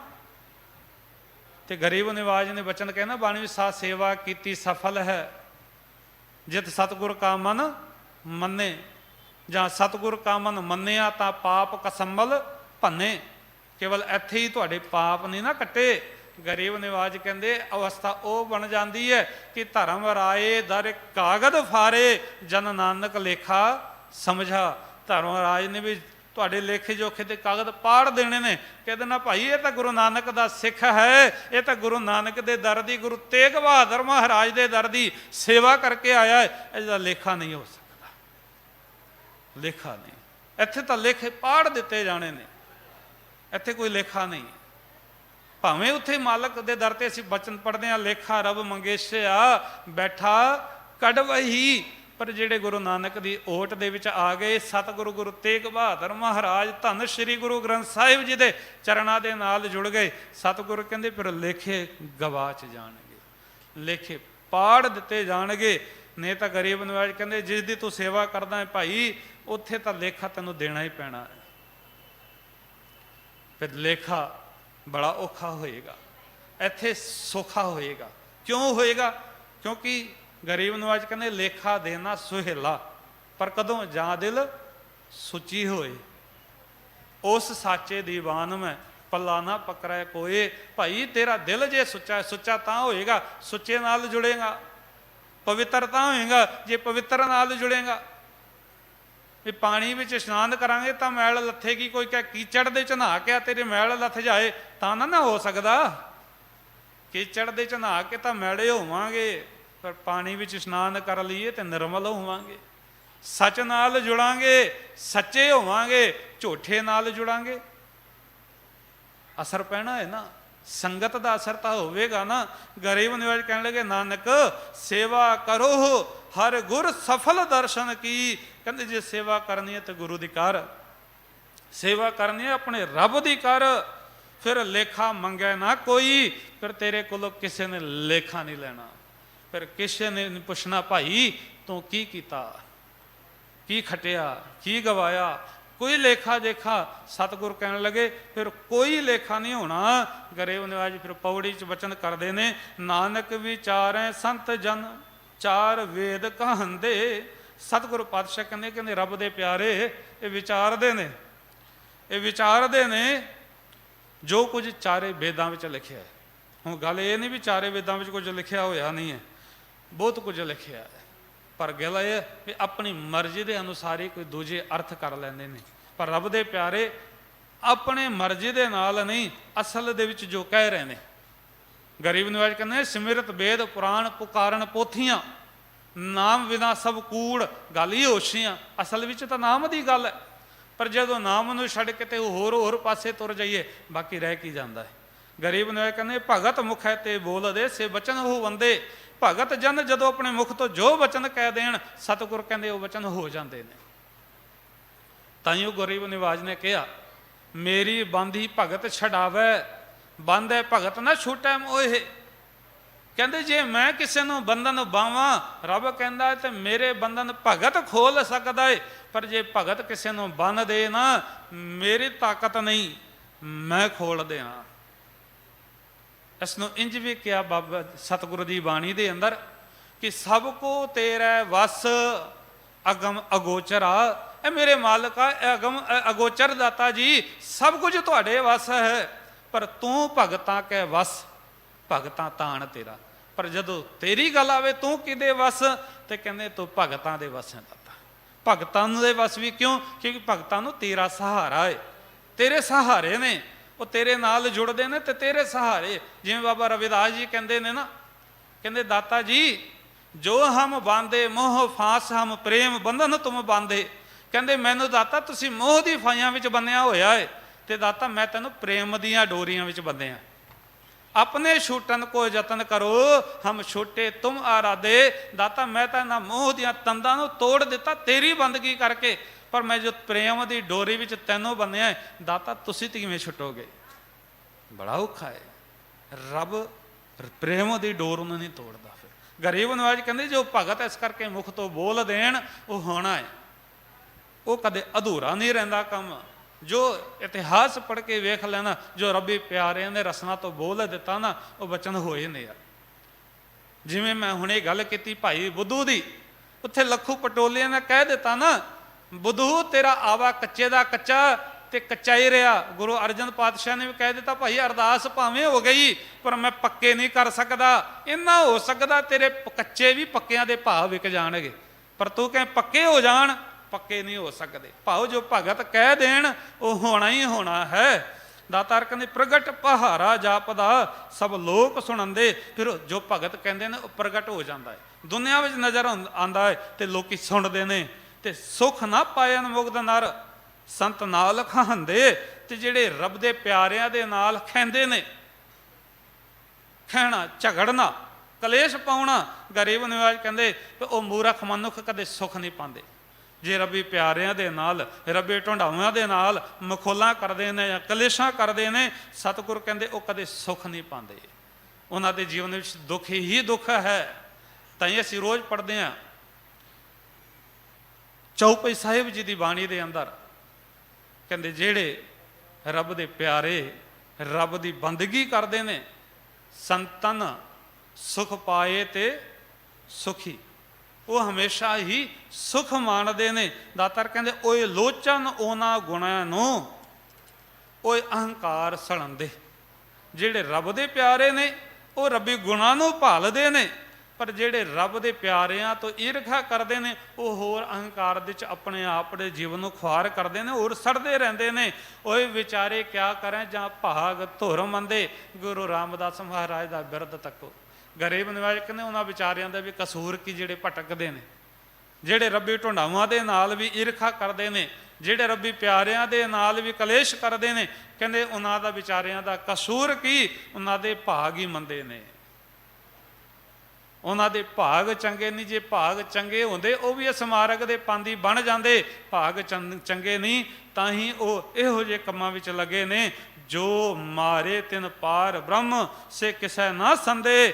ਗਰੀਬ ਨਿਵਾਜ ਕਹਿੰਦੇ ਭਾਈ ਜਿਨ੍ਹਾਂ ਨੂੰ ਮਾਲਕ ਮਾਰੇ ਉਹਨਾਂ ਨੂੰ ਕੌਣ ਬਚਾਏ, ਜਾਂ ਉਹਨਾਂ ਦਾ ਕੌਣ ਸਹਾਰਾ ਬਣੇ। ਸਤਿਗੁਰ ਕਹਿਣ ਲੱਗੇ ਭਾਈ ਬੜਾ ਮੁਸ਼ਕਿਲ ਹੈ। ਜੋ ਮਨੁੱਖ ਰੱਬ ਵੱਲੋਂ ਮੋਏ ਹੋਏ ਨੇ ਉਹ ਕਿਸੇ ਦੇ ਸਕੇ ਨਹੀਂ, ਉਹ ਕਿਸੇ ਦੇ ਆਪਣੇ ਨਹੀਂ। ਆਪਾਂ ਭਾਵੇਂ ਕਹੀਏ ਵੀ ਗੁਰੂ ਤੋਂ ਟੁੱਟਿਆ ਹੋਇਆ ਇਹ ਸਾਡਾ ਬਣ ਜਾਏਗਾ, ਸਤਿਗੁਰ ਕਹਿੰਦੇ ਜਿਹੜਾ ਗੁਰੂ ਦਾ ਨਾ ਬਣਿਆ ਪਿਆਰਿਆ ਤੇਰਾ ਕਿੱਥੋਂ ਬਣ ਜਾਏਗਾ। ਜਿਹੜਾ ਗੁਰੂ ਨਾਲ ਦਗਾ ਕਮਾਉਂਦਾ ਹੋਵੇ ਤੇਰੇ ਨਾਲ ਕਿਵੇਂ ਵਫਾ ਕਮਾਏਗਾ, ਨਹੀਂ ਕਮਾ ਸਕਦਾ। ਫਿਰ ਵੈਰ ਕਰਹਿ ਨਿਰਵੈਰ ਨਾਲ ਧਰਮ ਨਿਆਏ ਪਚੰਦੇ। ਸਤਿਗੁਰ ਕਹਿੰਦੇ ਭਾਈ ਵੈਰਾਂ ਨਾਲ ਵੀ ਉਹ ਨਿਰਵੈਰ ਕਰਦੇ ਨੇ। ਇੱਥੇ ਮੇਰਾ ਮਾਲਕ ਤਾਂ ਵੈਰਿਆਂ ਨਾਲ ਵੀ ਨਿਰਵੈਰ ਹੈ, ਦੁਸ਼ਮਣਾਂ ਦਾ ਵੀ ਪੱਖ ਪੂਰਦਾ ਹੈ, ਦੁਸ਼ਮਣਾਂ ਦੇ ਵੀ ਜੇ ਵਾਰ ਕਰਦਾ ਹੈ। ਕਲਗੀਧਰ ਪਿਤਾ ਤੇ ਕੀ ਹੈ, ਤੀਰ ਤੇ ਕੀ ਲਾਇਆ ਹੋਇਆ ਹੈ, ਸੋਨਾ ਲਾਇਆ ਵੀ ਸੱਟ ਲੱਗੇ, ਜ਼ਖਮ ਆਏ ਤੇ ਇਲਾਜ ਹੋਏ, ਮਰ ਜਾਏ ਤੇ ਇਸ ਦੀ ਅਖੀਰਲੀ ਕਿਰਿਆ ਸੌਖੀ ਕਰ ਸਕੇ ਪਰਿਵਾਰ। ਉਹ ਤਾਂ ਨਿਰਵੈਰਾਂ ਨਾਲ ਵੀ ਵੈਰ ਸੰਸਾਰ ਕਰਦਾ ਹੈ, ਪਰ ਉਹ ਨਿਰਵੈਰ ਵੈਰੀਆਂ ਦਾ ਵੀ ਭਲਾ ਸੋਚਦਾ ਹੈ। ਸਤਿਗੁਰੂ ਪਾਤਸ਼ਾਹ ਕਹਿਣ ਲੱਗੇ ਭਾਈ ਵੈਰ ਕਰਹਿ ਨਿਰਵੈਰ ਨਾਲ, ਜਿਹੜੇ ਨਿਰਵੈਰਾਂ ਨਾਲ ਵੀ ਵੈਰ ਕਰਦੇ ਨੇ ਫਿਰ ਧਰਮ ਨਿਆਏ ਪਚੰਦੇ। ਫਿਰ ਸਤਿਗੁਰੂ ਕਹਿੰਦੇ ਪਰਮਾਤਮਾ ਦੇ ਧਰਮ ਨਿਆਂ ਅਨੁਸਾਰ ਉਹ ਦੁਖੀ ਹੀ ਹੁੰਦੇ ਨੇ। ਤੇ ਜੋ ਸੰਤ ਸਰਾਪੇ ਆ ਸੇ ਫਿਰੈ ਭਵੰਦੇ। ਜਿਹੜੇ ਸੰਤ ਦੇ ਸਰਾਪੇ ਹੋਏ ਨੇ, ਜਾਂ ਕਹਿ ਲਈ ਜਿਹੜੇ ਗੁਰੂ ਤੋਂ ਰੱਬ ਤੋਂ ਮੁਨਕਰ ਹੋਏ ਨੇ, ਫਿਟਕਾਰੇ ਹੋਏ ਨੇ, ਸਤਿਗੁਰ ਕਹਿੰਦੇ ਉਹ ਹਮੇਸ਼ਾ ਭਟਕਦੇ ਫਿਰਦੇ ਨੇ। ਕਿਉਂ? ਕਿਉਂਕਿ ਪੇੜ ਮਿੰਡਾਹੂ ਕੱਟਿਆ ਤੇ ਸਡਾਲ ਸੁਕੰਦੇ। ਭਾਈ ਜੋ ਰੁੱਖ ਮੁੰਡੋ ਪੁੱਟਿਆ ਜਾਏ ਨਾ ਉਹਦੀਆਂ ਟਹਿਨੀਆਂ ਸੁੱਕ ਜਾਂਦੀਆਂ ਨੇ। ਭਾਵੇਂ ਇੱਕ ਦਰਖਤ ਹੈ ਉਸਨੂੰ ਤਣੇ ਨਾਲੋਂ ਵੱਖ ਕਰ ਦਿਓ ਨਾ ਤੇ ਫਿਰ ਉਸ ਦਰਖਤ ਤੋਂ ਨਾ ਅਸੀਂ ਛਾਂ ਦੀ ਆਸ ਕਰ ਸਕਦੇ ਹਾਂ, ਨਾ ਫਲ ਦੀ ਆਸ ਕਰ ਸਕਦੇ ਹਾਂ, ਨਾ ਉਸ ਦਰਖਤ ਤੋਂ ਫੁੱਲਾਂ ਦੀ ਆਸ ਕੀਤੀ ਜਾ ਸਕਦੀ ਹੈ। ਜੇ ਜੜ ਨਾਲੋਂ ਮੁੱਢ ਨਾਲੋਂ ਦਰਖਤ ਨੂੰ ਵੱਢ ਦਿੱਤਾ ਉਸਦੀ ਟਹਿਣੀਆਂ ਵੀ ਸੁੱਕ ਜਾਂਦੀਆਂ ਨੇ। ਜਿਹੜਾ ਆਪਣੇ ਗੁਰੂ ਤੋਂ ਟੁੱਟ ਗਿਆ ਨਾ, ਸੱਚ ਜਾਣਾ ਨਾ ਭਾਈ, ਉਸਦਾ ਅਗਲਾ ਤੇ ਆਉਣ ਵਾਲਾ ਜੀਵਨ ਵੀ ਸਾਰਾ ਦੁਖੀ ਹੀ ਹੋਏਗਾ, ਖੁਸ਼ੀ ਨਹੀਂ, ਆਨੰਦ ਨਹੀਂ। ਇਸ ਗੱਲ ਨੂੰ ਹੀ ਗੁਰੂ ਅਰਜਨ ਪਾਤਸ਼ਾਹ ਨੇ ਇੰਜ ਵੀ ਕਹਿ ਦਿੱਤਾ ਕਿ ਜੇਣ ਪੱਤਰ ਝੜੀਅੰਗ ਨਹਿ ਜੜੀਅੰਗ ਪੇੜ ਸੰਪਤਾ। ਕਹਿੰਦੇ ਜਿਹੜੇ ਦਰਖਤ ਤੋਂ ਇੱਕ ਵਾਰ ਪੱਤਾ ਟੁੱਟ ਜਾਏ ਨਾ ਉਹ ਦੁਬਾਰਾ ਜੁੜ ਨਹੀਂ ਨਾ ਸਕਦਾ। ਧਰਤੀ ਤੇ ਡਿੱਗ ਕੇ ਪੀਲਾ ਹੋ ਕੇ ਧਰਤੀ ਤੇ ਡਿੱਗ ਕੇ ਸੁੱਕ ਜਾਂਦਾ ਹੈ, ਤੇ ਸੁੱਕ ਕੇ ਜਦੋਂ ਹਵਾ ਚੱਲਦੀ ਹੈ ਤੇ ਪਤਾ ਨਹੀਂ ਕਿੱਥੇ ਕਿੱਥੇ ਪਹੁੰਚ ਜਾਂਦਾ ਹੈ, ਉਹਦੇ ਟੁਕੜੇ ਟੁਕੜੇ ਹੋ ਜਾਂਦੇ ਨੇ, ਖਿਲਾਰਾ ਪੈ ਜਾਂਦਾ ਹੈ। ਸਤਿਗੁਰੂ ਕਹਿੰਦੇ ਚੇਤਾ ਰੱਖੀ ਇਸੇ ਤਰ੍ਹਾਂ ਆਪਣੇ ਪਿਆਰੇ ਰੱਬ ਤੋਂ, ਆਪਣੇ ਗੁਰੂ ਤੋਂ ਟੁੱਟ ਕੇ ਇੱਧਰ ਉੱਧਰ ਭਟਕੇਗਾ ਪਿਆਰਿਆ, ਫਿਰ ਜੀਵਨ ਦੀ ਭਟਕਣਾ ਹੀ ਬਣੀ ਰਹੇਗੀ। ਜੀਵਨ ਵਿੱਚ ਸੁੱਖ ਨਹੀਂ ਆਏਗਾ, ਆਨੰਦ ਨਹੀਂ ਆਏਗਾ। ਤੈਨੂੰ ਲੱਗਦਾ ਹੋਵੇਗਾ ਪਦਾਰਥ ਲੈ ਕੇ ਮੈਂ ਸੁਖੀ ਹੋਵਾਂਗਾ, ਪਰ ਸੱਚ ਜਾਣਨਾ ਸੁੱਖ ਪਦਾਰਥਾਂ ਵਿੱਚੋਂ ਨਹੀਂ, ਸੁੱਖ ਸਿਮਰਨ ਵਿੱਚ, ਸੁੱਖ ਬੰਦਗੀ ਵਿੱਚੋਂ। ਇਸ ਕਰਕੇ ਗੁਰੂ ਚਰਨਾਂ ਦੇ ਨਾਲ ਜੁੜ ਕੇ ਨਾਮ ਕਮਾਈਏ, ਸਿਮਰਨ ਕਮਾਈਏ, ਗੁਰੂ ਵਾਲੇ ਬਣੀਏ, ਤਾਂ ਕਿ ਜੀਵਨ ਸੁਖਿਆ ਖੁਸ਼ੀਆਂ ਭਰਿਆ ਆਨੰਦਮਈ ਬਣ ਜਾਏ। ਸਤਿਗੁਰ ਸਭਨਾਂ ਨੂੰ ਨਾਮ ਸੇਵਾ ਸਿਮਰਨ ਬਖਸ਼ਣ ਜੀ। ਇੰਨੀਆਂ ਕੋਈ ਬੇਨਤੀਆਂ ਪ੍ਰਵਾਨ ਕਰਨੀਆਂ, ਵਿਚਾਰਾਂ ਕਰਦਿਆਂ ਹੋਈਆਂ ਬੇਅੰਤ ਭੁੱਲਾਂ ਦੀ ਖਿਮਾ ਬਖਸ਼ਣੀ। ਕੋਈ ਚੰਗੀ ਗੱਲ ਲੱਗੀ ਹੋਵੇ ਪੱਲੇ ਬੰਨ ਲੈਣੀ, ਮੇਰੀਆਂ ਭੁੱਲਾਂ ਮੇਰੀ ਝੋਲੀ ਵਿੱਚ ਪਾ ਦੇਣੀਆਂ। ਪਿਆਰ ਨਾਲ ਗਰੀਬ ਨਿਵਾਜ ਦੀ ਬਖਸ਼ ਗੁਰਫਤਿਹ ਪ੍ਰਵਾਨ ਕਰਦਿਆਂ ਦਾਸਰੇ ਨੂੰ ਅਸ਼ੀਸ਼ ਦੇਣੀ ਕਿ ਹੋਰ ਸੋਹਣੇ ਢੰਗ ਨਾਲ ਆਪ ਸੰਗਤਾਂ ਦੀ ਸੇਵਾ ਨਿਭਾ ਸਕੇ। ਫਤਿਹ ਪ੍ਰਵਾਨ ਕਰੋ। ਵਾਹਿਗੁਰੂ ਜੀ ਕਾ ਖਾਲਸਾ, ਵਾਹਿਗੁਰੂ ਜੀ ਕੀ ਫਤਿਹ।